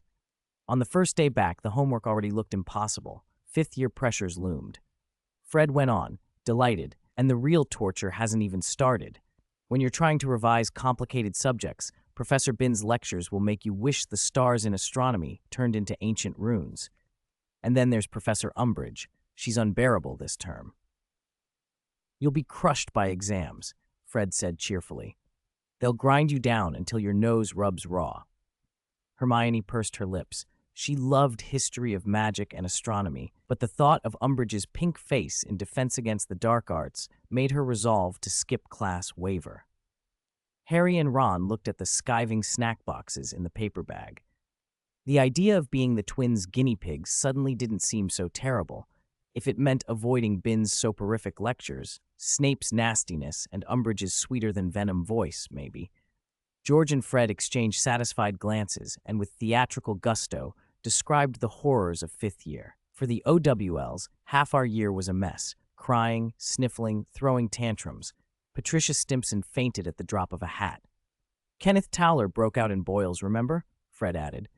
That was because you shoved puking pastilles in his pajamas and his mandrake went straight down his throat and he chased you for a week, George said. Oh, right. Sometimes it's hard to remember exactly, Fred laughed. In short, 5th year was a nightmare. Loren, sitting near the young witch Hermione had been studying with, couldn't help but smile when Hermione wavered. The twins' ideas were clever, both in product development and in salesmanship. They could even convince a diligent student like Hermione that skipping class might be sensible. No wonder they had business instincts. These two were Merlin-born entrepreneurs, Loren thought, silently admiring them. Then he spoke up. That still doesn't excuse tricking first years, he said. George and Fred froze, looked at him for a moment, then tried to persuade him earnestly. Loren, the year ahead will be harder than you think, especially for a good student like you.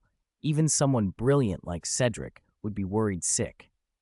First, Loren said flatly, I don't care about grades. And second, he added with a casual shrug that made everyone remember last year's escapades, I don't need a skiving snack box to skip class.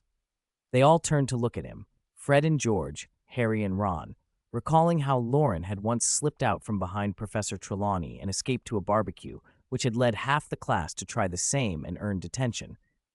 Hermione, thinking back to last year, remembered that too. "No matter," she said, softer now.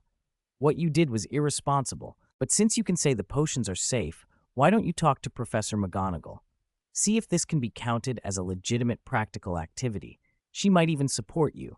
And as for persuading or tricking Professor McGonagall into accepting the skiving snack boxes, with your sort of cunning, it shouldn't be too hard." George and Fred brightened immediately. They whispered excitedly to each other and then grinned at Loren. "You're a genius." "Tricking a professor is easier than tricking first years," they declared, and rushed off to plot. By then, the night outside the common room had deepened. The Gryffindors grew sleepy, the fire burned lower. One by one, they drifted back to the dormitories. The common room emptied and quieted. Hermione finished a piece on the impact of the giant war on the wizarding world, dabbed ink from her quill, and packed her books and stationery away. She looked at Loren, who was reading nearby. "Are you tired?" "Not really." Loren closed his book and stretched. "You tired? Your mother told you to go to bed early and get up early." "Humph," Hermione huffed then, almost casually. "If neither of us is too tired and there's time, we could go up to the astronomy tower and look at the stars, predict the weather for the outdoor class tomorrow." Loren paused and looked up. He didn't need the tower. A whole galaxy seemed held in her bright eyes. The next morning was gray, with a fine, chilled drizzle. At breakfast, the entire table could see Professor Umbridge at the staff table, in a pink suit rather than a cardigan, chit-chatting with Dumbledore. Loren noticed Dumbledore's appetite looked small. Hermione yawned and poured herself some coffee. "Terrible weather," she said. "We have care of magical creatures today. I hope it doesn't rain." "On the bright side, Snape isn't here today," Ron quipped from across the table, unusually cheerful. Harry glanced at them, puzzled by their sudden good moods. They didn't dislike potions, after all. The second day of term brought 2 Charms classes and 2 Transfiguration classes. Professor Flitwick and Professor McGonagall each spent a long 15 minutes stressing how important the OWLs were before launching into the 5th-year curriculum. Flitwick spent over an hour reviewing the summoning charm. He was certain it would be on the exam. McGonagall's Transfiguration lecture wasn't much easier. She immediately began teaching a terribly difficult vanishing spell. 5 and 72, showing clues. The weather was gloomy and cold, a biting wind cutting across the grounds. Thick, leaden clouds hung overhead, and a fine, steady drizzle fell as the morning light crept over the fields. The heat of summer had been left behind long ago. Autumn had settled in at Hogwarts with barely a protest. The lawns still shone green, droplets weighing down the blades of grass and soaking the hems of robes as the students walked down the slope toward Hagrid's hut by the Forbidden Forest. A cool mist brushed their cheeks, sharp and refreshing. Loren found the weather comfortable, and his steps lightened without meaning to. Hermione, preoccupied with a Transfiguration essay and Charms homework, let him swing her hand as they walked. Harry and Ron trailed close together, whispering. After 2 days back at school, they'd already noticed Hagrid behaving oddly and were full of curiosity. From the path, they could see 4th years from Ravenclaw and Gryffindor gathering at the greenhouses in the distance. Luna and Ginny would be in herbology this period. A little farther on, Hagrid stood a few yards from his hut, smiling his broad, familiar smile, waiting for the students to arrive. "Long time no see, my dears," he boomed. "Long time no see, Professor Hagrid." The students called back in neat, orderly voices. Thanks to Umbridge's insistence on proper decorum, their reply was crisp and on cue. "Is everyone here?" Hagrid asked, grinning. "Then let's begin. This is a very important year for you lot." Even Hagrid, usually as blithe as the rest of them, spent his allotted 15 minutes reminding them how crucial the OLs were before starting the lesson. He pointed to a low table piled with slender twigs. At his gesture, the twigs shot up into the air and revealed themselves. Small, wood-like sprites with knobby limbs, twiggy fingers, and round, shiny brown eyes set in bark-like faces. "Bowtruckles," Hagrid announced. "Good child, 5 points to Gryffindor," he added when the answer came from the front. "That's right, these are Bowtruckles. They live in wand-quality trees, and they mostly feed on wood-boring insects, especially woodlice and fairy eggs. Fang sat nearby, head lowered, watching the little creatures hop about on the table.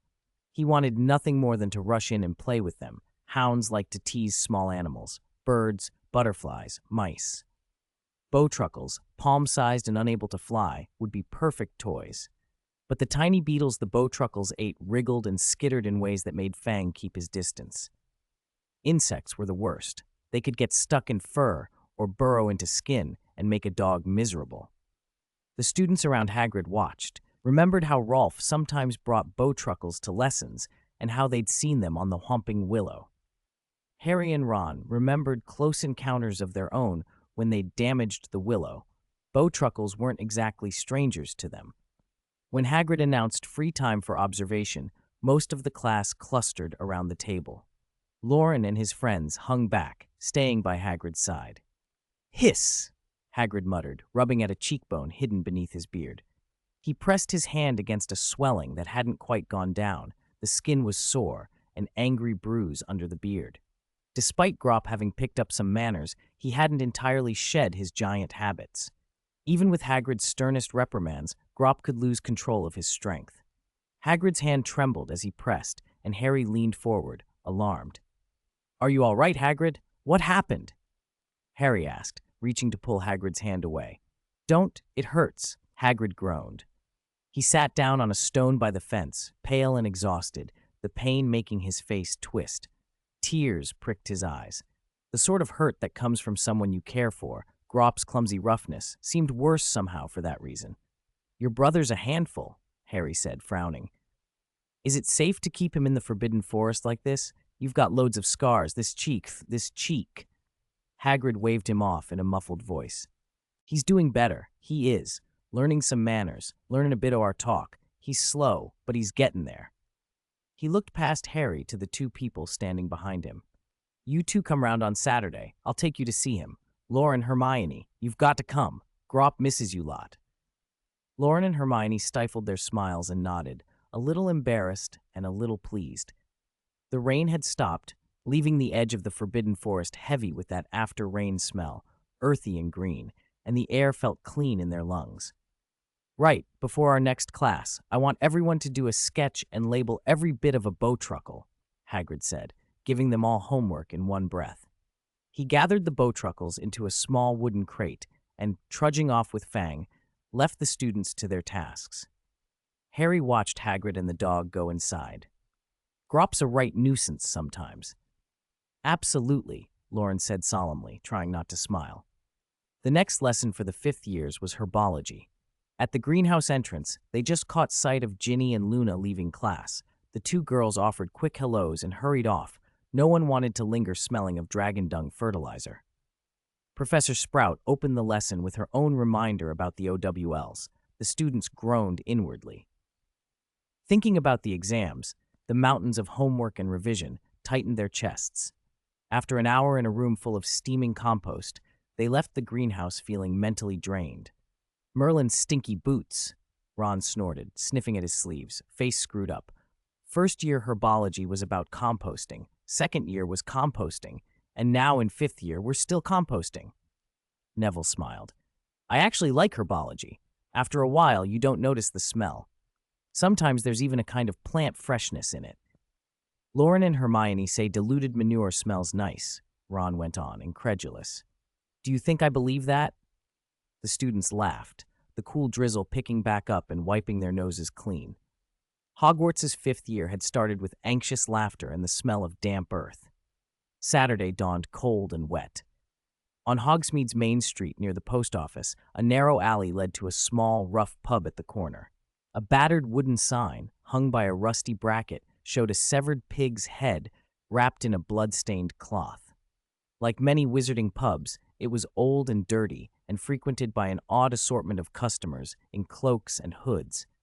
Rumor had it the owner had once been prosecuted for enchanting a goat. He'd shrugged off the ministry and carried on regardless.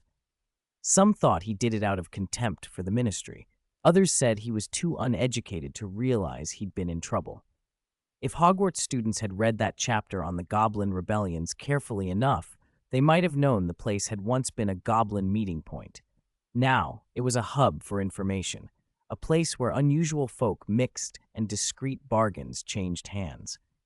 Regulars and the owner kept an unspoken rule: don't disturb the business of others. Two cloaked figures slipped into the alley beside the pig's head. One exhaled and whispered, "This is it, Avery. We asked around Hogsmeade. No one's seen the person in this portrait. The pig's head's our last lead. The owner's old. Maybe he knows something." The other, Avery, hesitated. "If we go in daylight, won't that look suspicious, Alex?" "Less suspicious than standing here like we've come from a funeral," Alex snapped, tugging at his cloak. "That woman's on our case. We need to hurry. Lucius has almost cleared Nocturne Alley." "He didn't do it himself. Galleons did," Avery muttered. "What can we do? We don't have Lucius's money, and we can't show our faces." "It's all Bellatrix's fault." They exchanged a look, pulled their hoods tight, and slipped into the pub. Inside the room was small, dark, and fouled with tobacco and animal smell. The only part that seemed clean was the bar itself. Grime lined the windowsills. Candles burned low on the rough tables, and the floor looked like packed earth until you noticed the sticky film of old dirt that had settled on what was once flagstone. Despite its reputation, the room wasn't empty. Small clusters of customers spoke in hushed voices around the walls. Ignoring the few suspicious glances, Avery and Alex went straight to the bar. They knocked twice, ordered 2 whiskeys, and slapped a galleon on the counter. No change needed. The barkeep blinked at them, puzzled. "We want to ask about someone," Alex said, eyes flicking to a short, stout figure in the corner. He reached into his robes and unfolded a parchment portrait. Just as he was about to speak, a sickly, affected voice piped up. "Ahem, may I see that? Perhaps I know them." The short, stout customer drew back her hood. In the dim light, her face looked toad-like. The girlish lilt of her voice made it worse. The bar fell oddly silent. Several patrons put down their drinks and reached for their wands. Alex's eyes widened. He recognized the senior undersecretary at once. Panic flashed across his face. He grabbed Avery. "Quick, let's get out of here." "Why the rush?" the woman said smoothly, smiling so broadly it revealed very pointed teeth. "Perhaps we can be of assistance. One of your voices sounds familiar. Don't we know each other?" Before Alex could move, a shower of colored lights exploded across the room. Spells collided, magic surged, and a deafening blast rocked the pub. 573, lunch at the Hog's Head, Defindo! Bang! The wooden back door of the Hog's Head swung open with a thunderous crack, sending up a cloud of grime and weathered sawdust. 2 figures in cloaks tumbled out, scrambling as dozens of multicolored spellbeams streaked past them and into the alley. "Whirlwind sweep!" someone shouted. By the time Umbridge, who had been leading the pursuit, cleared her eyes, the 2 fugitives were only a fleeting black shadow. The exaggerated smile on her face slowly fell away, hardening into a cold, severe expression. A squad ambushed 2 people and still let them escape the cordon? Pathetic. I will certainly report this to Minister Fudge and insist on a full inquiry into your Auror office's responsibility. The Auror's faces tightened. Their leader glanced at her and protested in a low voice. "Madam Umbridge, those 2 aren't ordinary dark wizards. They threw Avada Kedavra right away." His colleagues looked on with resentment. According to protocol, they should have surprised and overwhelmed the dark wizards while they were distracted, restrained them, and brought them back to the ministry. But Umbridge, eager to make herself seen, had revealed their position and spoiled the ambush. Worse, the 2 dark wizards had been merciless, using unforgivable curses. The Aurors had been ordered to capture them alive. That they had avoided any fatalities at all was a testament to their training and skill. Report to the ministry and explain yourselves, then go after them. Umbridge's voice snapped like a whip. "Even if they come back as corpses, bring them to the ministry." "Yes, madam." The Aurors set off, chasing the direction the 2 wizards had fled. A chill of dread went through them as they ran. Umbridge gave the messy tavern one disdainful look, snorted, smoothed her pink scarf, and walked away in her hard-soled shoes. The Hog's Head's regulars had slipped away when the fight started. The bartender waved his wand and restored the back door to its original condition, muttering about unpaid tabs.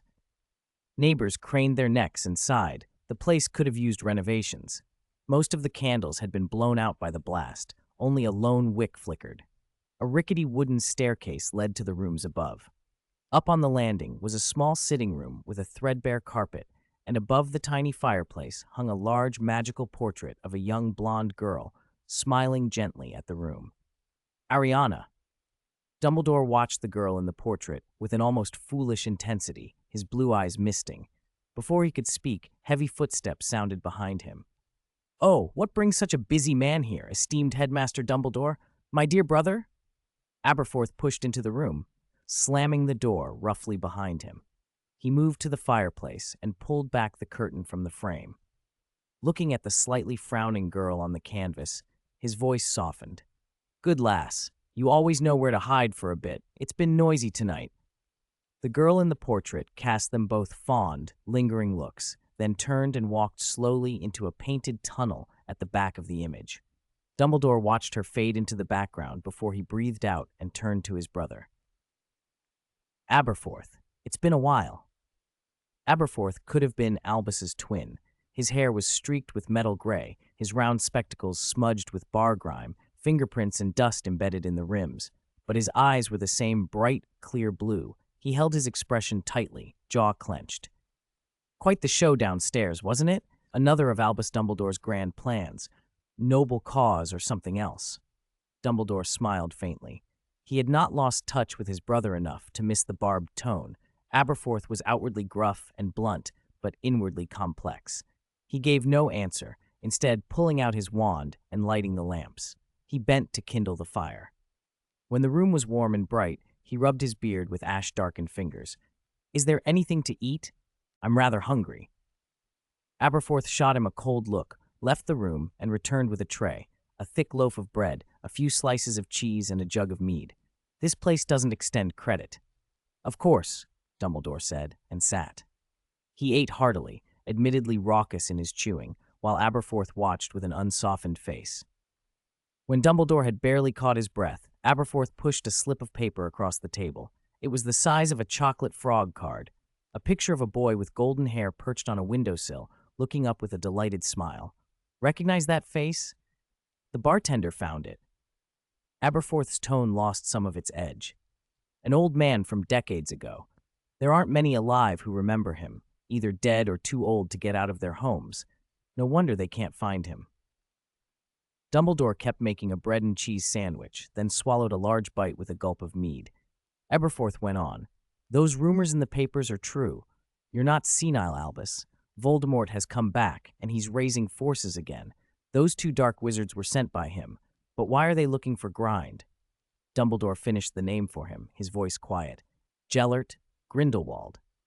Aberforth flinched and then exploded. "You think you can fix everything? Always so self-righteous. You learned secrecy at Mother's knee, and you think that meant you were looking after me, after all of us." His voice filled the small room. The two pairs of blue eyes, so alike, locked in a harsh glare. "Just like decades ago," Aberforth went on, raw with pain, "you thought you were looking after Ariana. You thought you knew best and dragged her along when she should have stayed at Godric's Hollow. She cared for you, Albus. She sacrificed herself. And what did you do?" Dumbledore was taken aback. He fell silent. Aberforth's hands trembled, his voice breaking. Then he turned and left the room, tossing a bitter epithet over his shoulder. Selfish man, always the same. For a long time, Dumbledore sat motionless. Then he bowed his head to the little card on the table and breathed. "Gellert Grindelwald. Hogwarts." Deep in the forbidden forest, a curious clearing opened among the trees. Trunks had been snapped and left low and ragged, stones dug up and stacked roughly to form a crude stone shelter. It was more like a tower than a hut, no furniture save for straw on the floor. Smoke curled from its mouth, and the scent of roasted meat drifted on the breeze.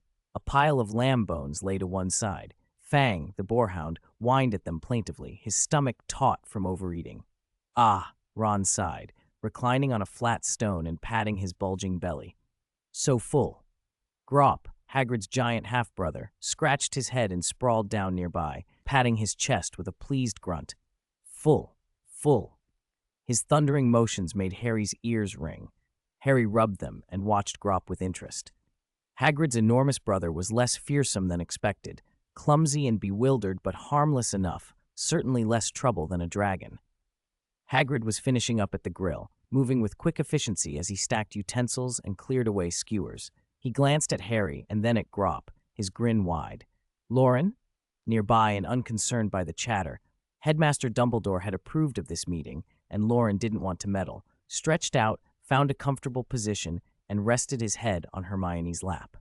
He did not sleep, he simply gazed up at the witch. Hermione blushed and put a hand over his eyes, blocking the dim daylight peeking through the leaves. "So soft," Loren murmured as the light dimmed behind her fingers. He asked casually, "Harry, Ron, how did your Quidditch tryouts go yesterday?" At the word Quidditch, Ron sat up, all energy. "I'm already vice captain, so of course I got keeper. McLagan missed 5 balls. He's useless compared to me."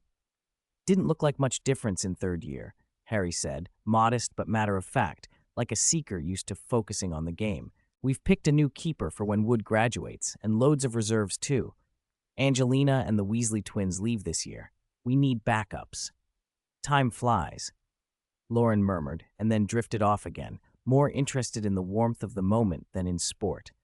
The Ministry of Magic on the weekend was less busy than usual. Half the staff were off. The corridors were quiet and empty.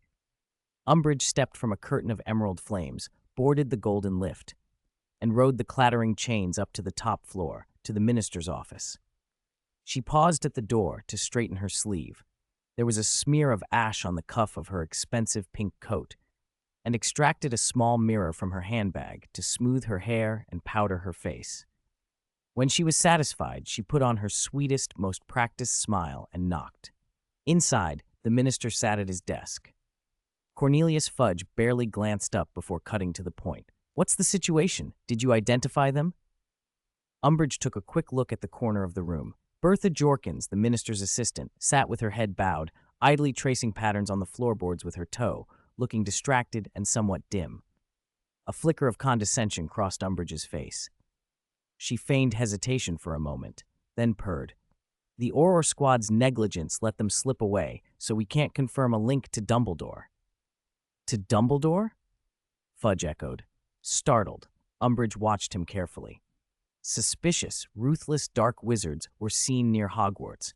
How can we be sure it's not connected to Dumbledore? And Hogwarts has been resisting the Ministry's oversight reforms. Who knows what they're plotting? Maybe a conspiracy? Fudge looked uncomfortable. He respected Dumbledore, but wanted to keep the Ministry from embarrassment. "We won't wrong a good man, nor let a dark wizard go free." Umbridge slowed her words to a honeyed cadence, suggestive and insinuating. "But it needs a proper, thorough inquiry, an investigation focused on Hogwarts." The candlelight on Fudge's desk flickered. In the firelight, the minister's pupils widened as he considered the implication.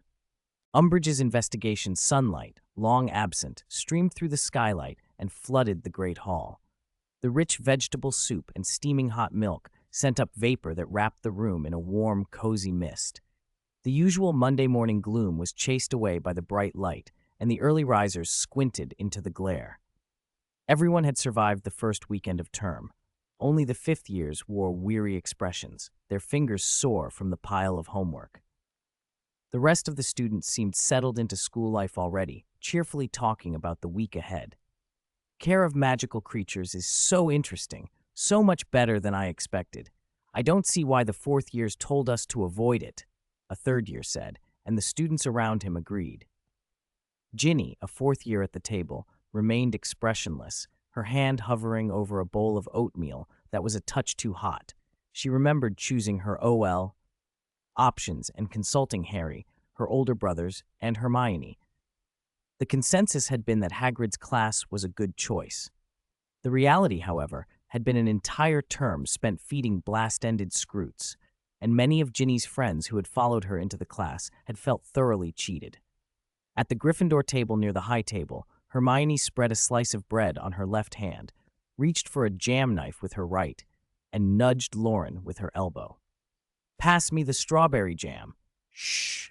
Loren handed the jam-spread bread back without looking, lowering his voice. "The strawberry's too far. Try the orange marmalade." Hermione glanced at the slice in her hand and then followed his gaze to the high table.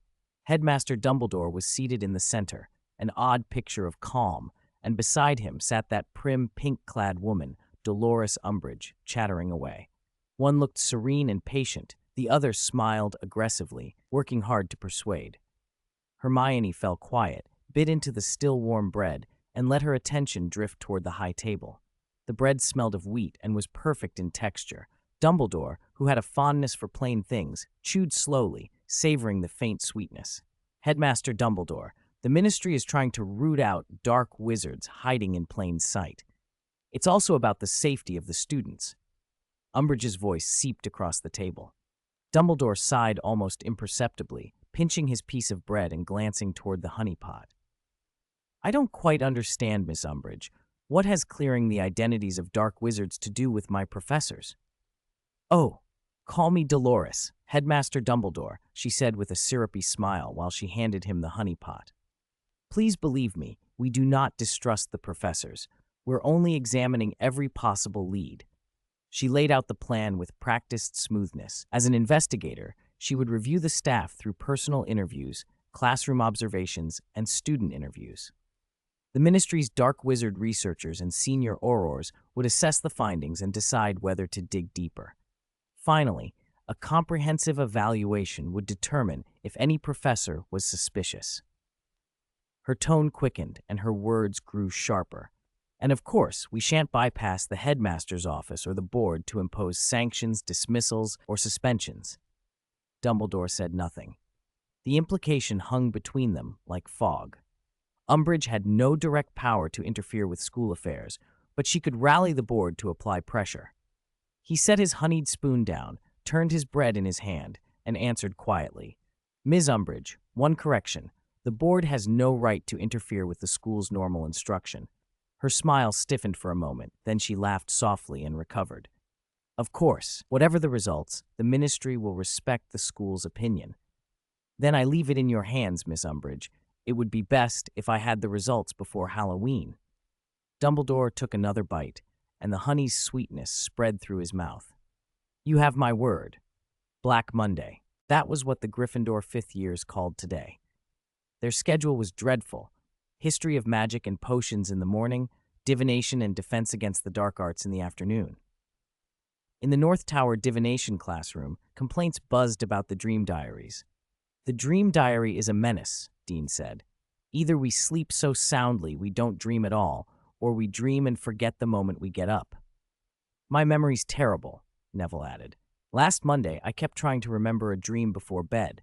The more I tried, the less I slept, and then I didn't sleep at all. Seamus sighed. Other homework can be cross-checked, but a dream diary? You can't photocopy a dream. Two people wouldn't have the same dream, would they?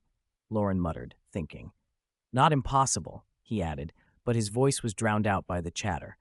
Harry and Ron weren't worrying. They'd found an old dusty book on the most secluded shelf of the library, full of dull fables, and used it to fake a month's worth of dreams in a single day. The volume was so neglected, it could have been untouched for 50 years. Who'd have thought that in 1 week, Umbridge would replace Snape as the most hated professor in Gryffindor? Ron muttered. Harry agreed. If he had to pick a kind professor, it would be a disoriented ghost before Umbridge. They didn't have to wait until Defense Against the Dark Arts to see her. Professor Trelawney was pacing and handing out the Dream Oracle in her usual airy voice.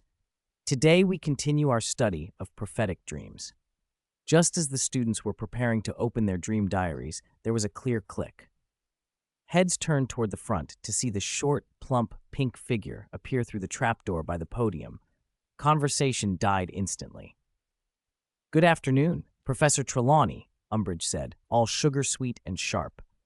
Trelawney, who had heard the hush, turned. She didn't answer Umbridge with words, only a tight, unhappy nod. And then, to preserve the class's atmosphere, she pulled her shawl tighter and continued to hand out the books, every movement measured and seer-like. Umbridge smiled, and without any attempt at ceremony, dragged an armchair to the front and sat a few inches behind the teacher's desk. She took a clipboard from her ornate bag and prepared to observe. Trelawney cleared her throat and addressed the room through thick-lensed spectacles. Today we shall, as before, study prophetic dreams. Please pair up and, using the Dream Oracle, interpret one another's recent dream experiences. Loren noticed Trelawney's hands trembling. She should have taken her place facing the fireplace and turned her back to the students to create the right ambience. Instead, seeing Umbridge there, she abandoned that plan and began to pace the room, watching the students as though they were subjects of a reading. Loren and his deskmate Neville opened the Dream Oracle and pretended to inspect one another's diaries, but their attention was on Umbridge, who was scribbling notes on her clipboard. After a few minutes, Umbridge rose and followed Trelawney as she moved among the pairs, listening in and occasionally asking a question. The students feigned reading, but listened closely as the two women talked. "Professor Trelawney," Umbridge asked casually, "how long have you held this position? Can you give me a precise time?" Through her thick glasses, Trelawney's magnified eyes made her look otherworldly. She bristled and folded her arms. "About 16 years, she said, voice tight. "A considerable time," Umbridge wrote, not bothering to hide her skepticism. "Was it Headmaster Dumbledore who interviewed and hired you?" "Yes," Trelawney said with a lift of pride. "I made a prophecy before him. It is one of the greatest prophecies of the last century." Umbridge's eyebrow went up. She made another note, then moved on. "According to your file, you are the great-great-granddaughter of Cassandra Trelawney?" "Yes," Trelawney replied, head a little higher. "I recall that others in your line did not manifest prophetic abilities. If that's true, then since Cassandra, you alone possess the second sight? The inner eye, as you call it?" Trelawney's face changed. The question implied disbelief in her gift. "The inner eye commonly skips generations," she said defensively. "It can skip 3, 10, even more." Loren looked at Trelawney's eyes and, like many of his classmates, found it hard to be certain. Divination was one of those subjects few wizards practiced well, and even then, proof was elusive. Umbridge let the words hang, the skepticism in her tone obvious. Just as Trelawney was about to reply, Umbridge's voice shifted. "I see. Well, could you divine something for me? Make a prophecy, perhaps?" Trelawney stiffened. She tugged at the shawl about her neck and tried to steady herself. "I don't understand what you mean." "I mean," Umbridge said, enunciating, "I want you to make a prophecy for me." Most of the students hid behind their textbooks now, watching. Trelawney's hands trembled, the bracelets at her wrists clinking like tiny bells. "The inner eye does not see on demand," she snapped. "Understood," Umbridge replied coolly and kept making notes. Then, as if she were suddenly compelled, Trelawney's voice changed, quavered, fast, fragile. "Wait, I think I do see something. It's about you. I feel it. Something dark, something dangerous. You will be engulfed by danger." Umbridge's smile did not waver. Her eyebrows lifted as if mildly amused. "You misunderstand. I am not interested in prophecies of that sort." "You," Trelawney began, pointing a shaking finger at her, and then Umbridge produced a small scrap of paper from her pocket. A sketch on it showed a blonde young wizard. "This is a lead I'm following," she said. "Can you see anything useful from this portrait?" 575. Investigation interrupted. The dim divination classroom fell silent at once. Only the embers in the fireplace burned softly, and the students hunched behind their books, their faces lit by the hazy firelight. Professor Trelawney lifted her head from the glow and, almost without thinking, glanced at the photograph in Umbridge's hand. The golden-haired man's eyes in the picture seemed to hold a kind of power.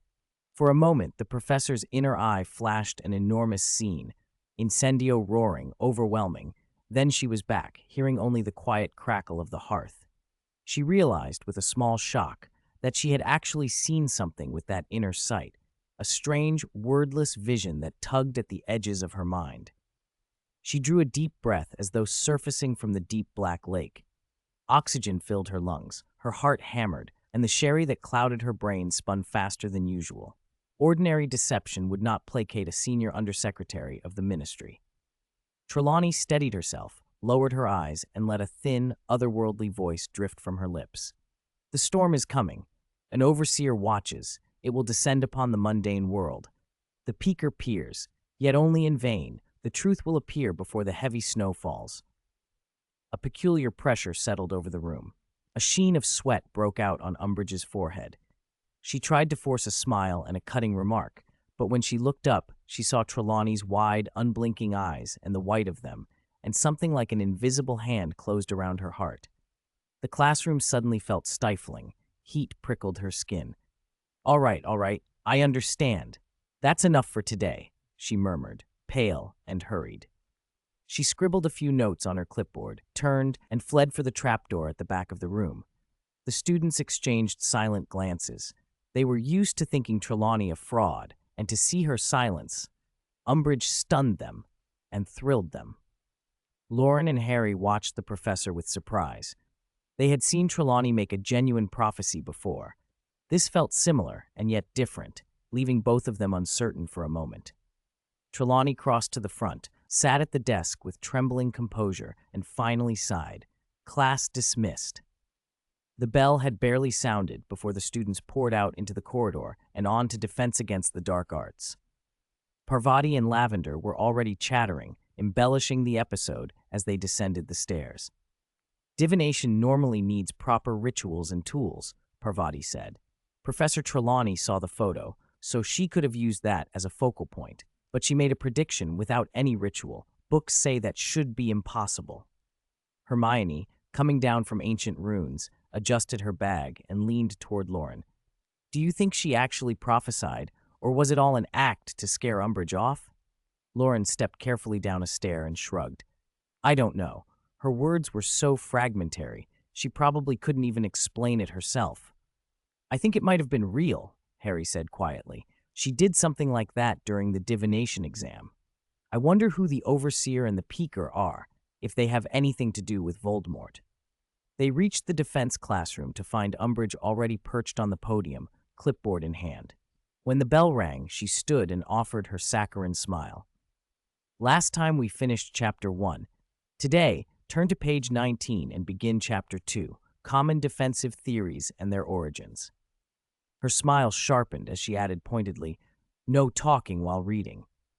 Loren slouched in his seat, another hour and a half of silent study, pages he'd already skimmed. Hermione slammed her copy of Magical Defense Theory onto the desk with a sigh. Umbridge's tone did little to cover how thoroughly she'd been rattled. Wednesday morning in arithmancy was calmer. Professor Septima Vector read with obvious pleasure from a linear algebra text, Coretti Burbage's latest find from the Muggle world, and watched her students grapple with the morning's problems. Some hunched over parchment, quills scratching as they substituted and simplified through maze-like derivations. Others stared blankly at the questions, sweating and hoping logic would fall from the page. Professor Vector planned to call on a student in the second half of the hour to work the problem through on the board if needed. The front row, however, was too noisy. A few Ravenclaws had already solved the assignment and were gossiping about Umbridge's investigations of the staff. You should have seen it, Liza Turpin crowed, imitating Umbridge with a flutter of her hand. She barged into Transfiguration, pushed the door open, so dramatic. Professor McGonagall didn't do anything? Loren asked. Liza's eyes gleamed. She turned dark as thunder, but she completely ignored Umbridge. Continued teaching like she wasn't there. Then she told Hannah to hand out the homework and Rolf to pass out the teaching aids, a box of mice for the vanishing charm practice. Umbridge kept coughing in the back like she had a cold, and McGonagall snapped, If you're ill, go to the hospital wing. Madame Pomfrey has enough potion for you. When I am speaking, I do not allow interruptions. You should have seen Umbridge's face, so offended, so shocked. She looked like she'd been slapped. Their laughter stifled as Professor Vector pushed up her glasses and continued to stare at her scratch paper. Undeterred, Liza went on. Then there's Flitwick. Umbridge sat on his stool, took over the demo, and asked if everyone could see, does that improve teaching? Well, he did a little rearrangement. He swapped the feathers for wooden sticks. First years couldn't control them, and they flew everywhere, smacked into Umbridge until she had a head full of bumps. Not to mention Snape, Liza added, eager. Cho told me. Umbridge went down to potions to observe. For half an hour, she sat in a corner taking notes. Then she kept pestering Professor Snape with questions. How long have you taught potions? Why are your methods different from the book? Didn't you want Defense Against the Dark Arts? Are you disappointed?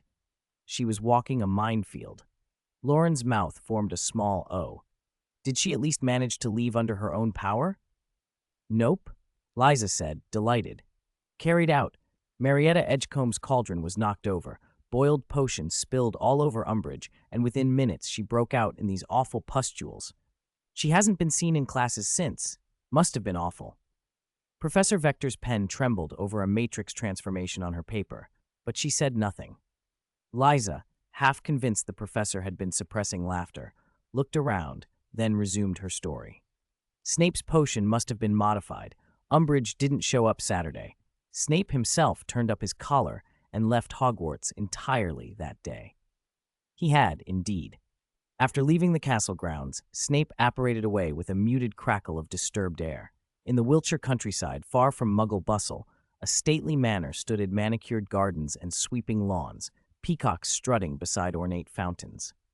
Wrought iron gates were shrouded in mist when Snape appeared at the entrance, dark robes sweeping the grass.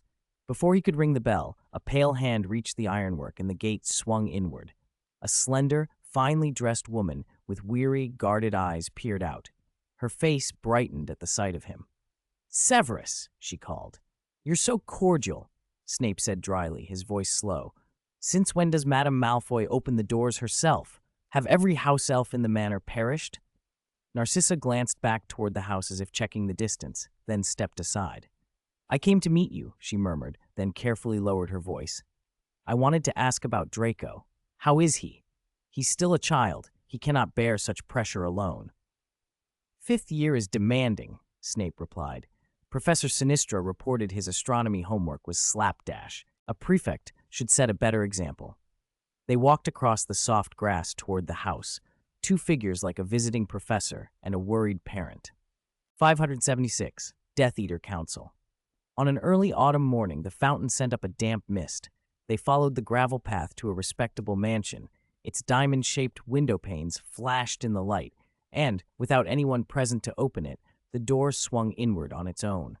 The hall was large and dim, but richly furnished. A magnificent carpet nearly covered the stone floor, and the pale-faced portraits along the walls turned their eyes to follow Snape and Narcissa as they passed. They stopped before a heavy wooden door. Snape hesitated for a moment, then turned the bronze handle.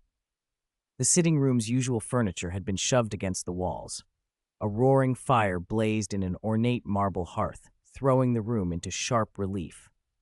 Above the fireplace hung a gilded mirror. In the center of the room stood an elaborately carved round table, and a few scattered figures were already seated around it.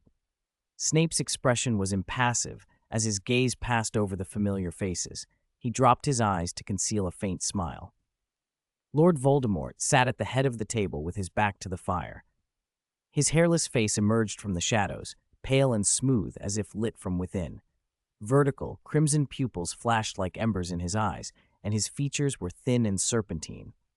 Bellatrix sat to his left, then Lucius, with several empty places between them, followed by Alex, Avery, and Nott, who clustered together. Crabbe and Goyle, two large men, sat apart.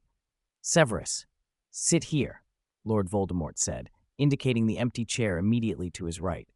Bellatrix occupied his left. Snape sat without speaking. Narcissa slid into the seat beside Lucius and answered his questioning look with a forced smile and a shake of her head. There were no needless greetings. This was a meeting of allies, not small talk. Voldemort's eyes swept the room. "Lucius, Avery, have you located the person in that portrait?" "Forgive me, master, we have no leads," Lucius said hoarsely. The firelight made his skin look sallow, his eyes sunken. "Our inquiry hit a setback." Avery seemed even more flustered. He glanced at Voldemort, who sat as still as a statue, and stammered. "The Ministry learned of our investigation in Hogsmeade. A senior undersecretary set a trap for us at the Pig's Head, and we were almost caught. Alex and I escaped only because we reacted quickly." "Do you remember what I told you, Avery?" Voldemort's voice was soft but edged like a blade. "I have not forgiven you. You were allowed to atone for 10 years of debt, and now you owe more. I question whether you can ever fully repay me." Avery's body trembled. The others around the table watched with a mixture of fear and calculation, careful not to meet Voldemort's gaze, lest they draw his attention. Narcissa dared not look into those serpentine eyes. As she shifted her gaze, she noticed that Snape's expression had not changed. She remembered Lucius's warning from the night before. "Do not panic. Do not lose your composure. If 2 capable servants are lost, the remaining ones become more valuable. Until the prisoners in Azkaban are rescued, none will be harmed.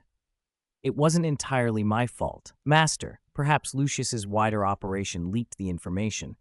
Avery began, voice breaking. Before the words could bring further wrath, Snape cleared his throat and interrupted in a low voice. I may have a lead.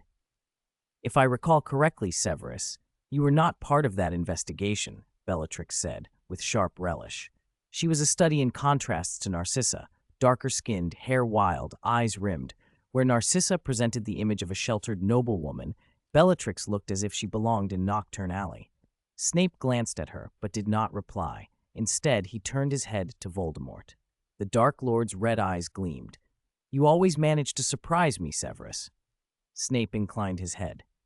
That senior undersecretary, Dolores Umbridge, currently holds the post of Defense Against the Dark Arts at Hogwarts. Her ambush was not without merit. She appears to have obtained a portrait left behind by Avery. Heads turned to Avery and Alex. Their faces drained of color as pity and dread mingled on the other's features. Voldemort leaned back in his chair, interest sharpening his countenance. Snape explained briefly why Umbridge had gone to Hogwarts, then described what had happened during the divination lesson. She took the photograph to Professor Sybil Trelawney to obtain a prophecy, one concerning that portrait. I know parts of the prophecy, but not all. The situation was strange. Professor Trelawney seemed to lose herself and rely on instinct. Her words were heard clearly by Professor Umbridge alone. The other students did not hear the prophecy. Trelawney, Voldemort repeated softly. His crimson eyes flared, an inner light bright as a torch. Several nearby bowed their heads, as if afraid that his gaze might scorch them. A familiar name. I remember a prophecy about me some years ago. In some respects, she was right. It was her again, Bellatrix muttered, a tight frown creasing her face. Even those who did not know the old prophecy had been ordered recently to investigate the Hall of Prophecy at the Department of Mysteries. That and the earlier events made the room tense. You are reluctant, Voldemort said, turning to his followers with a cold smile. You fear the past repeating itself. You imagine some greater power, Albus Dumbledore, is still capable of opposing me. The firelight flickered, making faces and shadows quiver. Voldemort's stare forced every Death Eater to lower theirs. After a long silence, he angled his head toward an empty chair opposite him. His voice dropped as a faint red light flashed in his eyes. Invite Professor Umbridge to be our guest. I think she will make a wise choice. That may prove difficult, Alex objected. As senior undersecretary, she rarely appears outside the ministry. Now she's also teaching at Hogwarts. Her movements are unpredictable, and opportunities are few. Sneaking into the school to take her. Everyone understood the unspoken finish. Hogwarts' security was tighter than many imagined. There will be no chance at either the ministry or the school, Lucius said, recalling his recent troubles. Then, remembering something, he added, however, Lady Umbridge craves status and recognition. If an invitation to a banquet were issued in the name of the Malfoys, with many dignitaries attending, it would be difficult for her to refuse. Voldemort's smile sharpened. I thought of you for a reason, Lucius. You are always useful. I noticed you and your family have been uneasy lately. I wondered if my presence has been a burden. No, master, Lucius stammered. When shall we hold the banquet? The grandest is at Christmas, master, Lucius said, sweat beading at his temples. A Christmas banquet would be fitting to welcome our recently freed companions. But he faltered. Voldemort tilted his head, studying Lucius and Narcissa. I will not wait if there is a better plan, but for now, we shall prepare for Christmas. Yes, master. When the meeting broke up, the others were shown out by Lucius and Narcissa. Only Snape remained in the sitting room with Voldemort. He waited a moment after the door had closed before speaking in a low voice. If you still trust me, I can try. He met Voldemort's red eyes without changing expression. At Hogwarts, there is no one better placed than I am to act. A few drops of Veritaserum, and she will spill what she knows. I had forgotten you are a potions master, Severus, Voldemort said, listening intently. The light in his eyes flashed brighter. I will entrust you, but you know Veritaserum can be less effective on stubborn or arrogant minds. If necessary, I will bring her to you, Snape replied. Then you may open her thoughts yourself. Speaking with you is always pleasing, Voldemort hissed, his crimson gaze fixed on Snape's black eyes. After a beat, he smiled. If all goes well, perhaps you should begin considering what to use for your Horcrux. At those words, something like joy surfaced on Snape's usually composed face. 577, Sun in early September. It was the second weekend of September. In the Hogwarts library, Loren sat by the window, his fingers tapping a quill against the parchment as he copied his charm's homework. After the rain had cleared, the early September sun drifted lazily among the clouds, its scattered rays a brilliant gold. The last traces of summer had faded, the air held no oppressive heat. Loren wore a short-sleeved shirt beneath his robes, and his naturally curly hair stirred in the breeze. The autumn sun felt perfectly comfortable, and he couldn't help glancing toward the Quidditch pitch nearby. From this distance, the Gryffindor players were little more than moving dots, but their motions gave them away. The flailing, disheveled figure was the newly appointed keeper, Ron, and the ones constantly pelting him with the quaffle, clutching their stomachs and laughing, were the twins. Hermione's murmuring threaded through his thoughts. She had a habit of muttering when she wrote essays, saying it helped her think. The fundamental principles of summoning charms, she whispered. Compared to increasing incantation speed, optimizing casting movements yields greater benefits. Here I cite Miranda Goshawk's Universal Optimization Rituals based on elementary standard charm principles, which explores the most suitable casting movements for each individual to achieve optimal effect. This approach also aligns with basic charms for the harried and hectic wizard. It sounded like a high-scoring, painstaking essay. Loren jotted a few key points and phrases on a scrap of paper and assembled an argument in his head. In less than 3 minutes, he'd sketched an outline. After a quick check, he began writing, pulling the essentials from the original. What had been 20 inches of parchment, he reduced to 8, and to his surprise, he finished before Hermione. When Hermione completed her charms, she turned to her arithmancy problems and, dipping her quill in ink, prepared to start calculating. She wore a gray-white wool sweater that showed the slim line of her arms and shoulders. The sunlight made her fair face glow. Loren looked from the parchment to her, thought for a beat, and then reached to cover her notebook. Hermione paused, tilted her head, puzzled. "The weather's so nice. Come on, let's go get some sun." Before she could protest, he had tugged her to her feet. Madame Pince's disapproving stare made Hermione offer little resistance. Books, papers, and pens seemed to pack themselves into her bag as if by magic. Loren slung his own satchel over one shoulder, took Hermione's hand in the other, and left the library. They descended the marble staircase and stepped out into a world that suddenly looked brighter. Leaving the dim corridor for open air, the sunlight dazzled for a moment. The grass was bright and damp with dew, crisp and tender. Hydrangeas clung to a low wall, their clustered blooms a cheerful blue. Loren paused by a bed of roses on the castle grounds and squeezed her hand. "These are leftovers from last year's Christmas ball," he said. Hermione smiled and pursed her lips. At first she had been reluctant, but now the sunshine and the company were pleasant. "I heard Professor Flitwick left them." "They aren't planted very well," Loren observed. "They still look nice." "That's true." He looked at the red and white rose bushes, uneven, blooming in no particular order, few in number, but beautiful in their untamed growth. Holding her hand and walking in that light, it felt like they had walked farther than they had. They reached the edge of the Quidditch pitch and found a good spot in the stands. Leaning back against the cushions, they stretched their legs and watched. Professor McGonagall sat nearby, watching the practice like a teacher rather than a commentator. Harry and Ginny were flying together, not especially fast. Harry murmured now and then, and Ginny listened with bright eyes. It looked less like seeker training and more like a private conversation.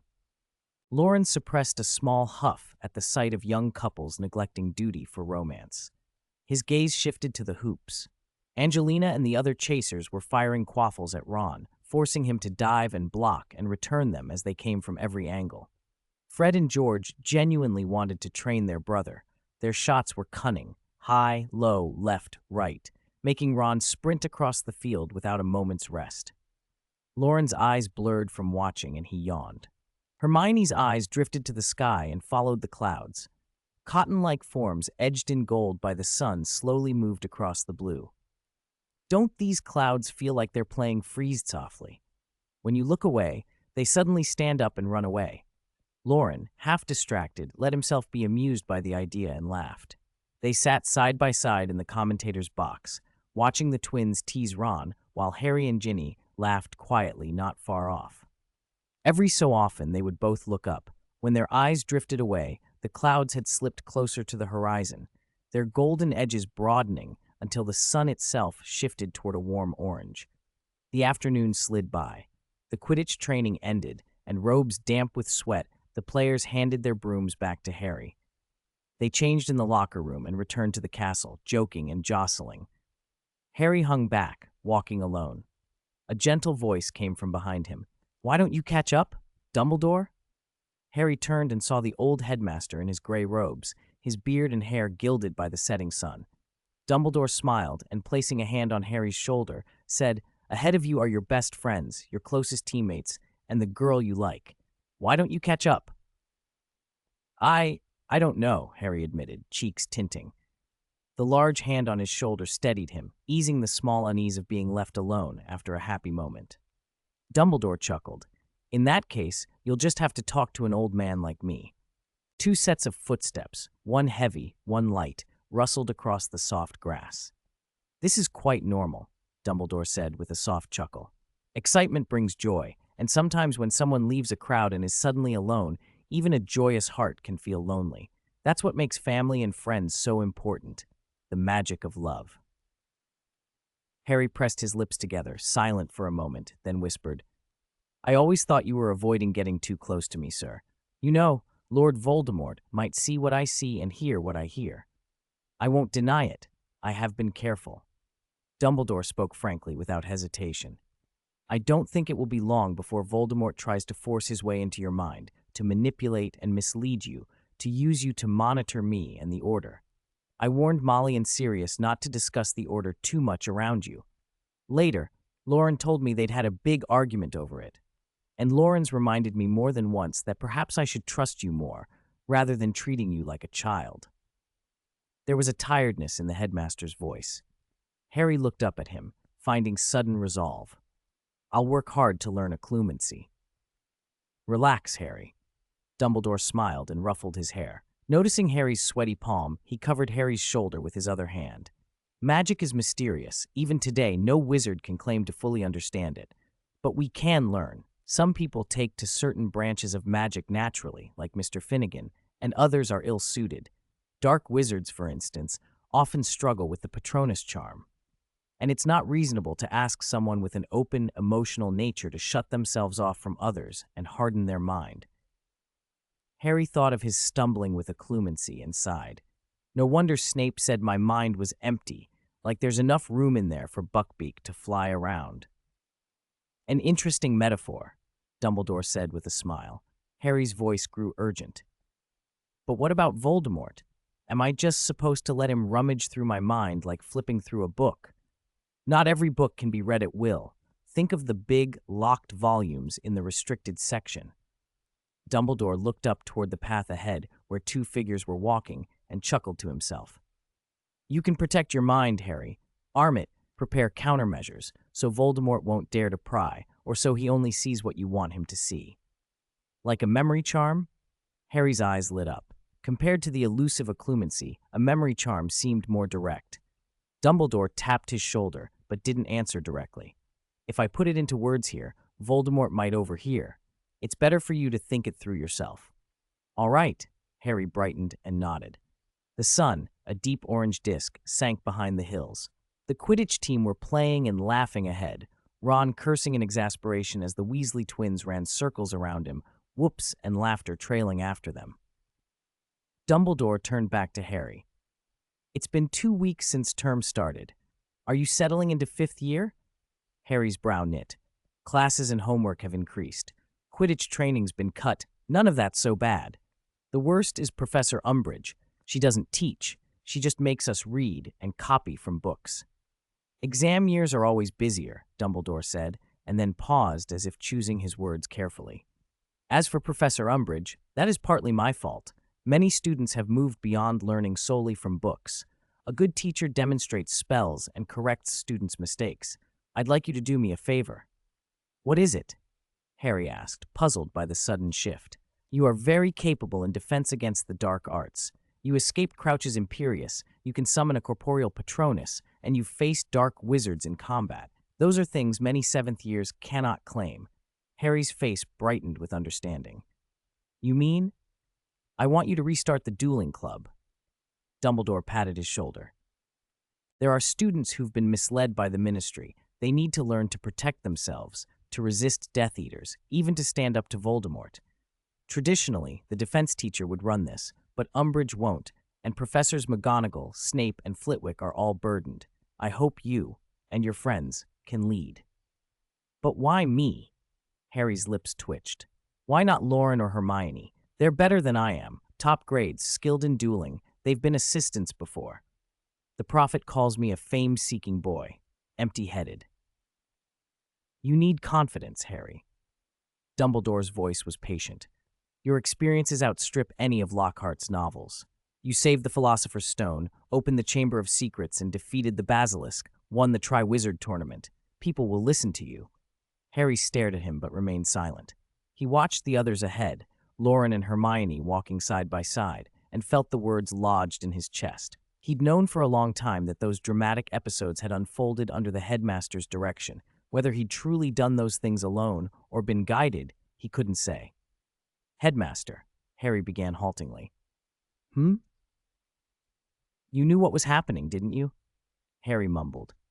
"Those things sound incredible, but half the time it was luck. I didn't know what I was doing. I acted on instinct. Whenever I escaped death, it was because I got help at the right moment. When we protected the stone, Loren appeared in time. The Basilisk was defeated because Fawkes and the Gryffindor sword arrived when needed." Dumbledore said nothing in reply. He remembered carefully arranging events over the past years and wondered where he'd gone wrong to make Harry suspicious. Compared to what happens at school, Loren and Hermione's adventures are even more daring. Pyramid passages, the New York sewers. Harry's face showed the struggle. He admitted grudgingly, "They're probably more suited for this." "There's one more thing I should explain." Dumbledore's gaze softened and fixed on Harry. "You might have wondered why I didn't make you a prefect." Harry stopped. His mouth opened and shut. The petty sting of a teenager's jealousy showed plainly. "You never thought I was good enough." "That's not it." Dumbledore's deep blue eyes looked earnestly into Harry's green ones. "You're more than capable of being a prefect, a Quidditch captain, or a mentor for the dueling club. I believe in that. The reason I hesitated was because you already carry many burdens. I did not want to add more." Harry's throat tightened. The words struck something tender, part grievance, part gratitude, and he couldn't sort it out. Dumbledore smiled. "Of course, there's another reason. If it were Loren, he'd find it a bother and refuse straight away." "So I'm only the backup?" Harry's eye twitched. He forced a wry smile, masking the tangle of feelings. "At least if I do it, my friends will help. They'll get involved." Just then, George and Fred, who'd been evading Ron's half-hearted attempts to tackle them, bounded over. The sight of Dumbledore made them grin like schoolchildren. They shoved Harry aside to take each of the headmaster's hands. "Headmaster Dumbledore, Professor McGonagall turned down one of our requests, so we wanted to explain it to you in person." "What request?" Dumbledore asked, amused. "A very interesting social experiment. We've developed some new magical sweets. We tested them on ourselves. They're entirely safe and fit for purpose. We were hoping to have students help test them further. We just wanted to make sure the effects were stable." "Magical sweets?" Dumbledore blinked, intrigued. "Like Mr. Ambrose Flume's products?" "Yes, like honeydukes." George and Fred exchanged conspiratorial glances. "May I try one?" the headmaster asked lightly. George and Fred hesitated, then brightened. The sunset gilded Dumbledore's beard and etched face, and for a moment he looked like nothing more than a kindly, indulgent old man. Saturday evening. The Gryffindor common room. 3 divination dream diaries lay open on the small round table. Loren and Ron stared at blank pages, both deep in thought. Harry was distracted, watching them, then glancing at Hermione nearby, who was reviewing first-year notes with a frown. Someone, maliciously perhaps, had suggested they adapt fairy tales for their dream entries, so several students had used the same story. If Professor Trelawney checked, identical dreams would risk exposure. They were forced to invent their entries. Loren picked up his quill, paused, dipped it in ink, and began to write with relish. Dream Diary, September 16th. I dreamed of a strange man, always wearing a dark brown top hat and a red and green striped sweater. His right hand was a sharp metal claw. He was gaunt and scarred by burns across his face and body. His father had been a Death Eater, imprisoned in the deepest cell of Azkaban. After falling in love with a Dementor, he had conceived a child, Freddy, who inherited both the wizard and Dementor's natures, committing unspeakable acts before finally being killed by an Auror's fire spell. Years later, he returns to people's dreams and slaughters them in the most terrible ways. Loren relished the grotesque details as Ron leaned over, both horrified and hooked. Whenever a gruesome part came, Ron turned his face away, then peered back, equally scared and curious. Can wizards and Dementors have children? I've never heard of that. Wizards and giants have children. Wizards and Veela have children. Why can't they have children with Dementors? Loren asked, chin tilted. Are you being prejudiced against Dementors? No, Ron frowned. But who'd fall in love with a Dementor? I've never heard of it. Do Dementors even take love potions? It could happen when a Death Eater's stuck in Azkaban. It's a strange place. Maybe a wizard gave him a love potion? No, what would he see in a Dementor? Love is blind. Harry, listening, hadn't quite followed the debate, but was nonetheless struck. Hermione had put down her notes and was reading Loren's entry word for word, then growing uneasy. Had they been right to tell Seamus about the fable idea? Now their invented stories were getting wilder than the originals. Harry recovered from his distraction and, realizing the others were still arguing about whether Dementors could wed wizards, he spoke up. Can you help me restart the dueling club? A silence and a question in their looks. Dumbledore's suggestion hung in the air. Then Loren's face brightened as if a thought had just occurred to him. Dumbledore's army? 579. It's about time. Hermione rolled her eyes at the peculiar Loren. Don't mind him. Carry on. Oh, Harry nodded blankly. Loren's interruption had left his thoughts scattered. Dumbledore said that the students who were misled by the Ministry of Magic need to learn how to protect themselves, how to resist Death Eaters, and even how to resist Lord Voldemort.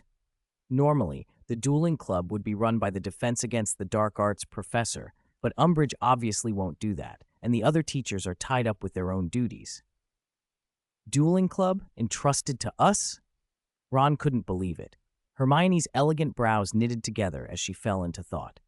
Loren considered for a moment, then looked at Harry with surprising seriousness. So this isn't about exchanging dueling tips, he said carefully. It's to teach students self-protection, how to defend against dark wizards, even Death Eaters, right? Harry, not sure why he was answering, nodded on instinct. Loren clapped his hands.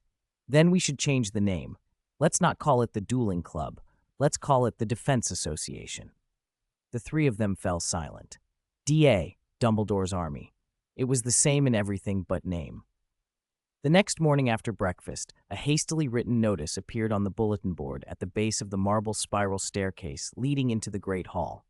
Students who glanced at it going up or down the stairs would see the headline, Dueling Club Relaunched.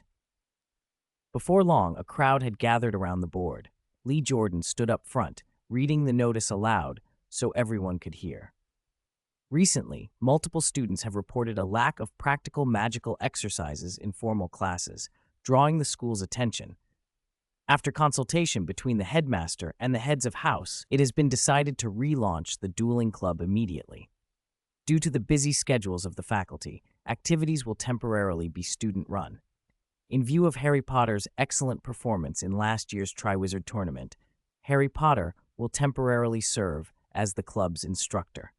The first meeting will be held tonight at 7 p.m. Suggestions are welcome in person. Finally, this relaunched club will no longer be limited to dueling practice. Its purpose is to exchange self-protection and defensive strategies for various unexpected or engineered situations. The dueling club is hereby renamed. Lee squinted at an ink blot on the paper, leaned in and shouted, The Defense Association. Formal classes lack practical exercises, Lisa Turpin of Ravenclaw muttered, sounding like she recognized the handwriting. She laughed and nudged her friend. Cho, are you going to join? Cho Chang smiled and looked to her boyfriend. What do you think, Cedric? Cedric shrugged. Why not? It sounds fascinating. Aren't you curious, Cedric? Justin Finch Fletchley grumbled. You were a Triwizard champion too. Why aren't you leading it? His comment drew many eyes toward Cedric. Don't say that. Harry has a lot worth learning from. As the small clusters around them agreed to attend that evening, Lee seized the moment and called out, One more thing. George and Fred are recruiting volunteers for potion testing. It's an official practical activity approved by Headmaster Dumbledore, guaranteed safe and well paid. Sign up now. A chorus of boos answered. Older students knew exactly the kind of trouble the Weasley twins courted. Even the preserves they sold at the table had to be inspected before you ate them, let alone acting as guinea pigs for experimental potions. First years had probably heard the stories too, and Gryffindors had recently been on the receiving end of many of the twins' pranks, so few people dared to sign up. Dinner that evening found the Great Hall under a clear, starry ceiling. The air was filled with the smell of stew and roasted sausages. Everyone was eager for the Defense Association meeting, skimming their plates to glance at Harry at the Gryffindor table. People leaned in to pepper him with questions, chattering excitedly. Hey, Loren, that notice was yours, wasn't it? Seamus hoisted himself onto the bench and called out. How was it? Exciting, right? Very exciting. Why did you change the name? Does Defense Association mean something special? Someone else asked. It's what you think, Dumbledore's army, another voice chimed. Cool. Harry grew paler as the questions came at him, but secretly he was grateful to Loren. Without that notice, he would have been the only one answering now. You have to eat something. I don't feel like eating, Harry said. Have a little chickpea, Ron coaxed. I'm full, so you have to eat for the both of us. Harry's stomach felt like it was trying to leap out of him. He had felt tense before, during the Quidditch finals, during the Triwizard tournament, but nothing had matched the dread of having to stand up and speak to the whole school like a teacher. Harry, you need to keep up your strength, Neville said, pressing a plate of bacon into his hands. You're the star tonight. Thanks, Neville. After dinner, Hermione slipped away for a moment. Filch and Mrs. Norris began to clear the tables, and the Great Hall emptied until only Loren and a few others remained. Ron helped Harry lean against a cold wall, trying to steady him. This is starting much sooner than I thought, Loren muttered, flicking his wand. The 4 long house tables lifted and folded neatly against the walls, the chairs from the staff table floating up beside them. Hermione, who had returned, gritted her teeth and snapped, What? And you think you can duck out? My notice brought everyone, and they all said it was brilliant. With a flick of her wand, hundreds of candles rose into the air, their light filling the hall like a small sun. Loren set about arranging the venue with obvious relish. If Dumbledore had asked him directly to do it, he might have been indifferent, but helping Harry? That perked his interest. Wooden planks were fetched from storage, pieced together, and covered with a velvet carpet to make a proper platform. Loren clapped his hands, then turned to the boy, still looking pale in the corner. Harry, you ready? It's almost time. At the sound of Loren's voice, the wall Harry was leaning against suddenly felt colder, and an inexplicable shiver went through him. The bell rang on time. Students from each house filed into the Great Hall, craning their necks and whispering excitedly as they took in the unfamiliar sight, the first ever student-led event being held there. The hall had hosted banquets, dueling club meetings, and even the Triwizard Tournament opening ceremony, but never anything quite like this. Instead of solemn professors on the stage, there were pale, nervous classmates. The atmosphere was less constrained, livelier. Harry had been taking deep breaths for several minutes. At last, he steadied his trembling legs and climbed onto the platform with a slightly unsteady gait. The velvet carpet felt oddly difficult underfoot. He stood in the center, cleared his throat, and looked down at the crowd, searching for how to begin. There were a lot of people. Loren stood to the right, watching quietly. All 4 houses were represented, from first years to those about to graduate, A quick scan found many familiar faces.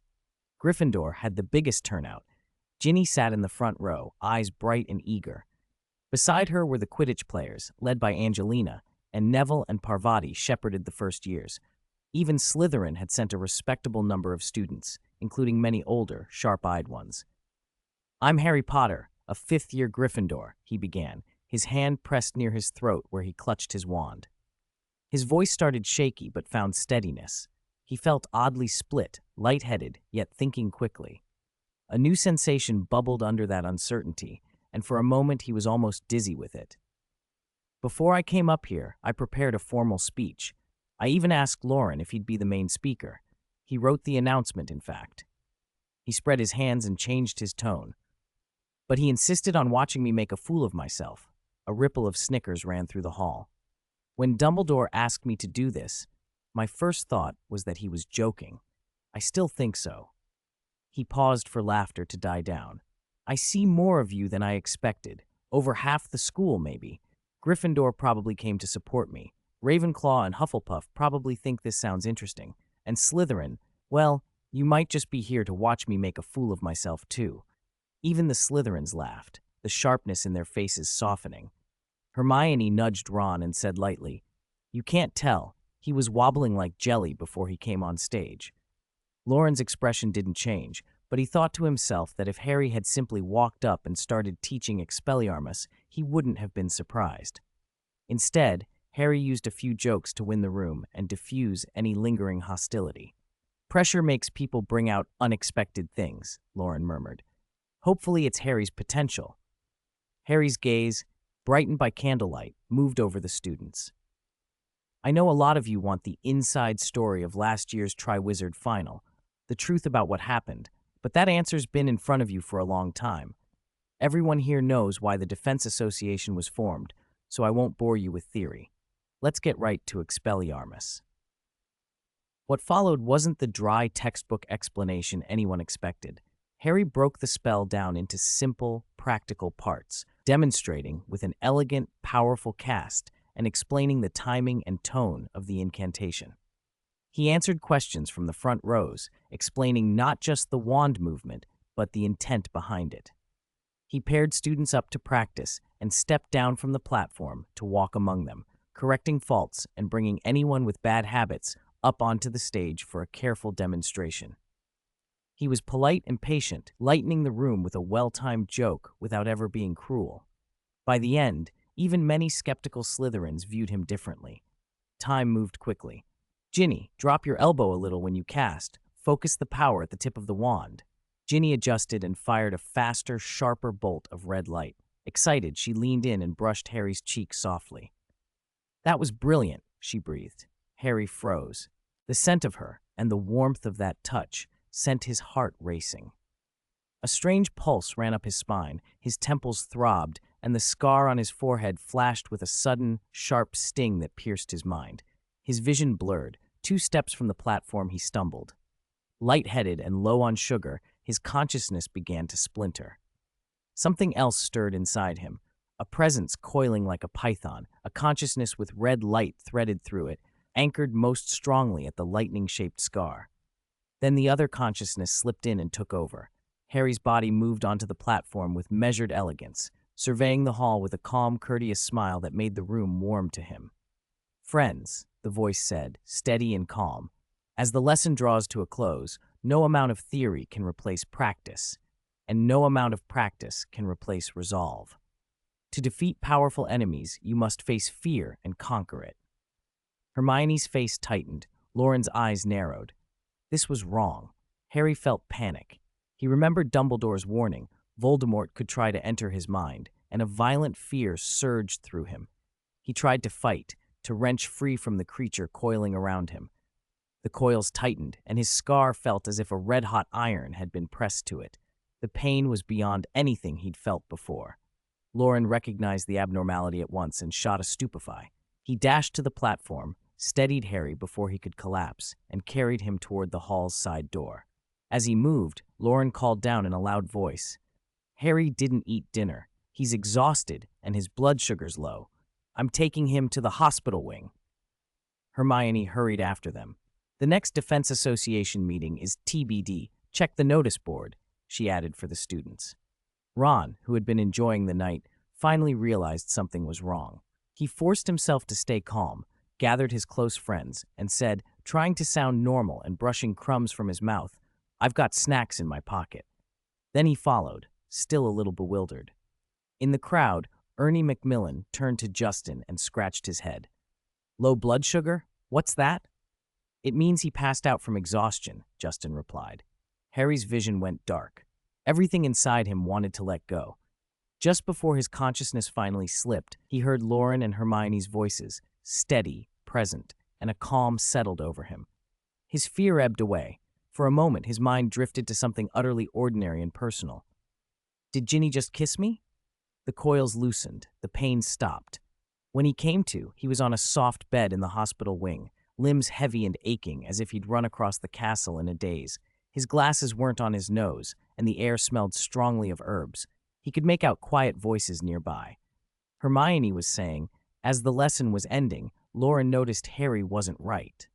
It wasn't just at the very end, Loren said quietly from a chair. Something tried to get into him during the activity. Perhaps Voldemort sensed the link. Perhaps Harry's emotions spiked tonight. Either way, Voldemort tried to force his way into Harry's mind. It could even be that he's still after the Defense Against the Dark Arts position, Hermione said. Harry's activity may have provoked him. Ron, half listening, made a strangled noise. Harry found his glasses on the cabinet and put them on. Behind them, the ward came into focus. Dumbledore and Loren had been sitting nearby. Their expressions were not as grave as he'd feared. Dumbledore even had a small pile of licorice wands and a box of chocolate frogs. Loren caught Harry's eye and pointed. "Look, he's awake." "Are you all right, Harry?" Dumbledore asked, leaning in. He checked Harry's eyelids, inspected the scar, and then handed him a chocolate frog. "Have a sweet. It'll help." Harry blinked, confused. "I don't understand," he began. "Shouldn't we move somewhere safer? Voldemort. He could come back anytime." Dumbledore smiled, patient and reassuring. If you ignored the chocolate stains in his beard, he looked perfectly composed. "Don't worry," he said. "He brewed for a night and only used your mouth to say something irrelevant before the end. You drove him out yourself, did you not?" "Drove him out? With my power?" Harry asked, puzzled. He'd thought it was Loren's stupefy that had saved him. Loren, chewing calmly on a licorice stick, shrugged. Stupefy only stunned him and restricted his movements. Breaking free from Voldemort's intrusion required your own will. Think. What were you thinking when you broke free? Harry hesitated, cheeks warming. He glanced at Ron. I felt safe with my friends around me. That's what steadied me. I wasn't thinking anything else." Ron, halfway through a cookie, looked surprised. "Why are you blushing at me?" he mumbled defensively, though no one knew quite what Harry meant. Dumbledore nodded, eyes soft. "A precious thing, true friendship. It's what Voldemort fears and cannot comprehend." He sighed with something like satisfaction. The power of love. Ron choked on his biscuit at the words, coughing and gulping down some pumpkin juice in embarrassment. I'm fine, he said, waving them away. Dumbledore's expression turned thoughtful. "As I've said before, occlumency is not the only protection.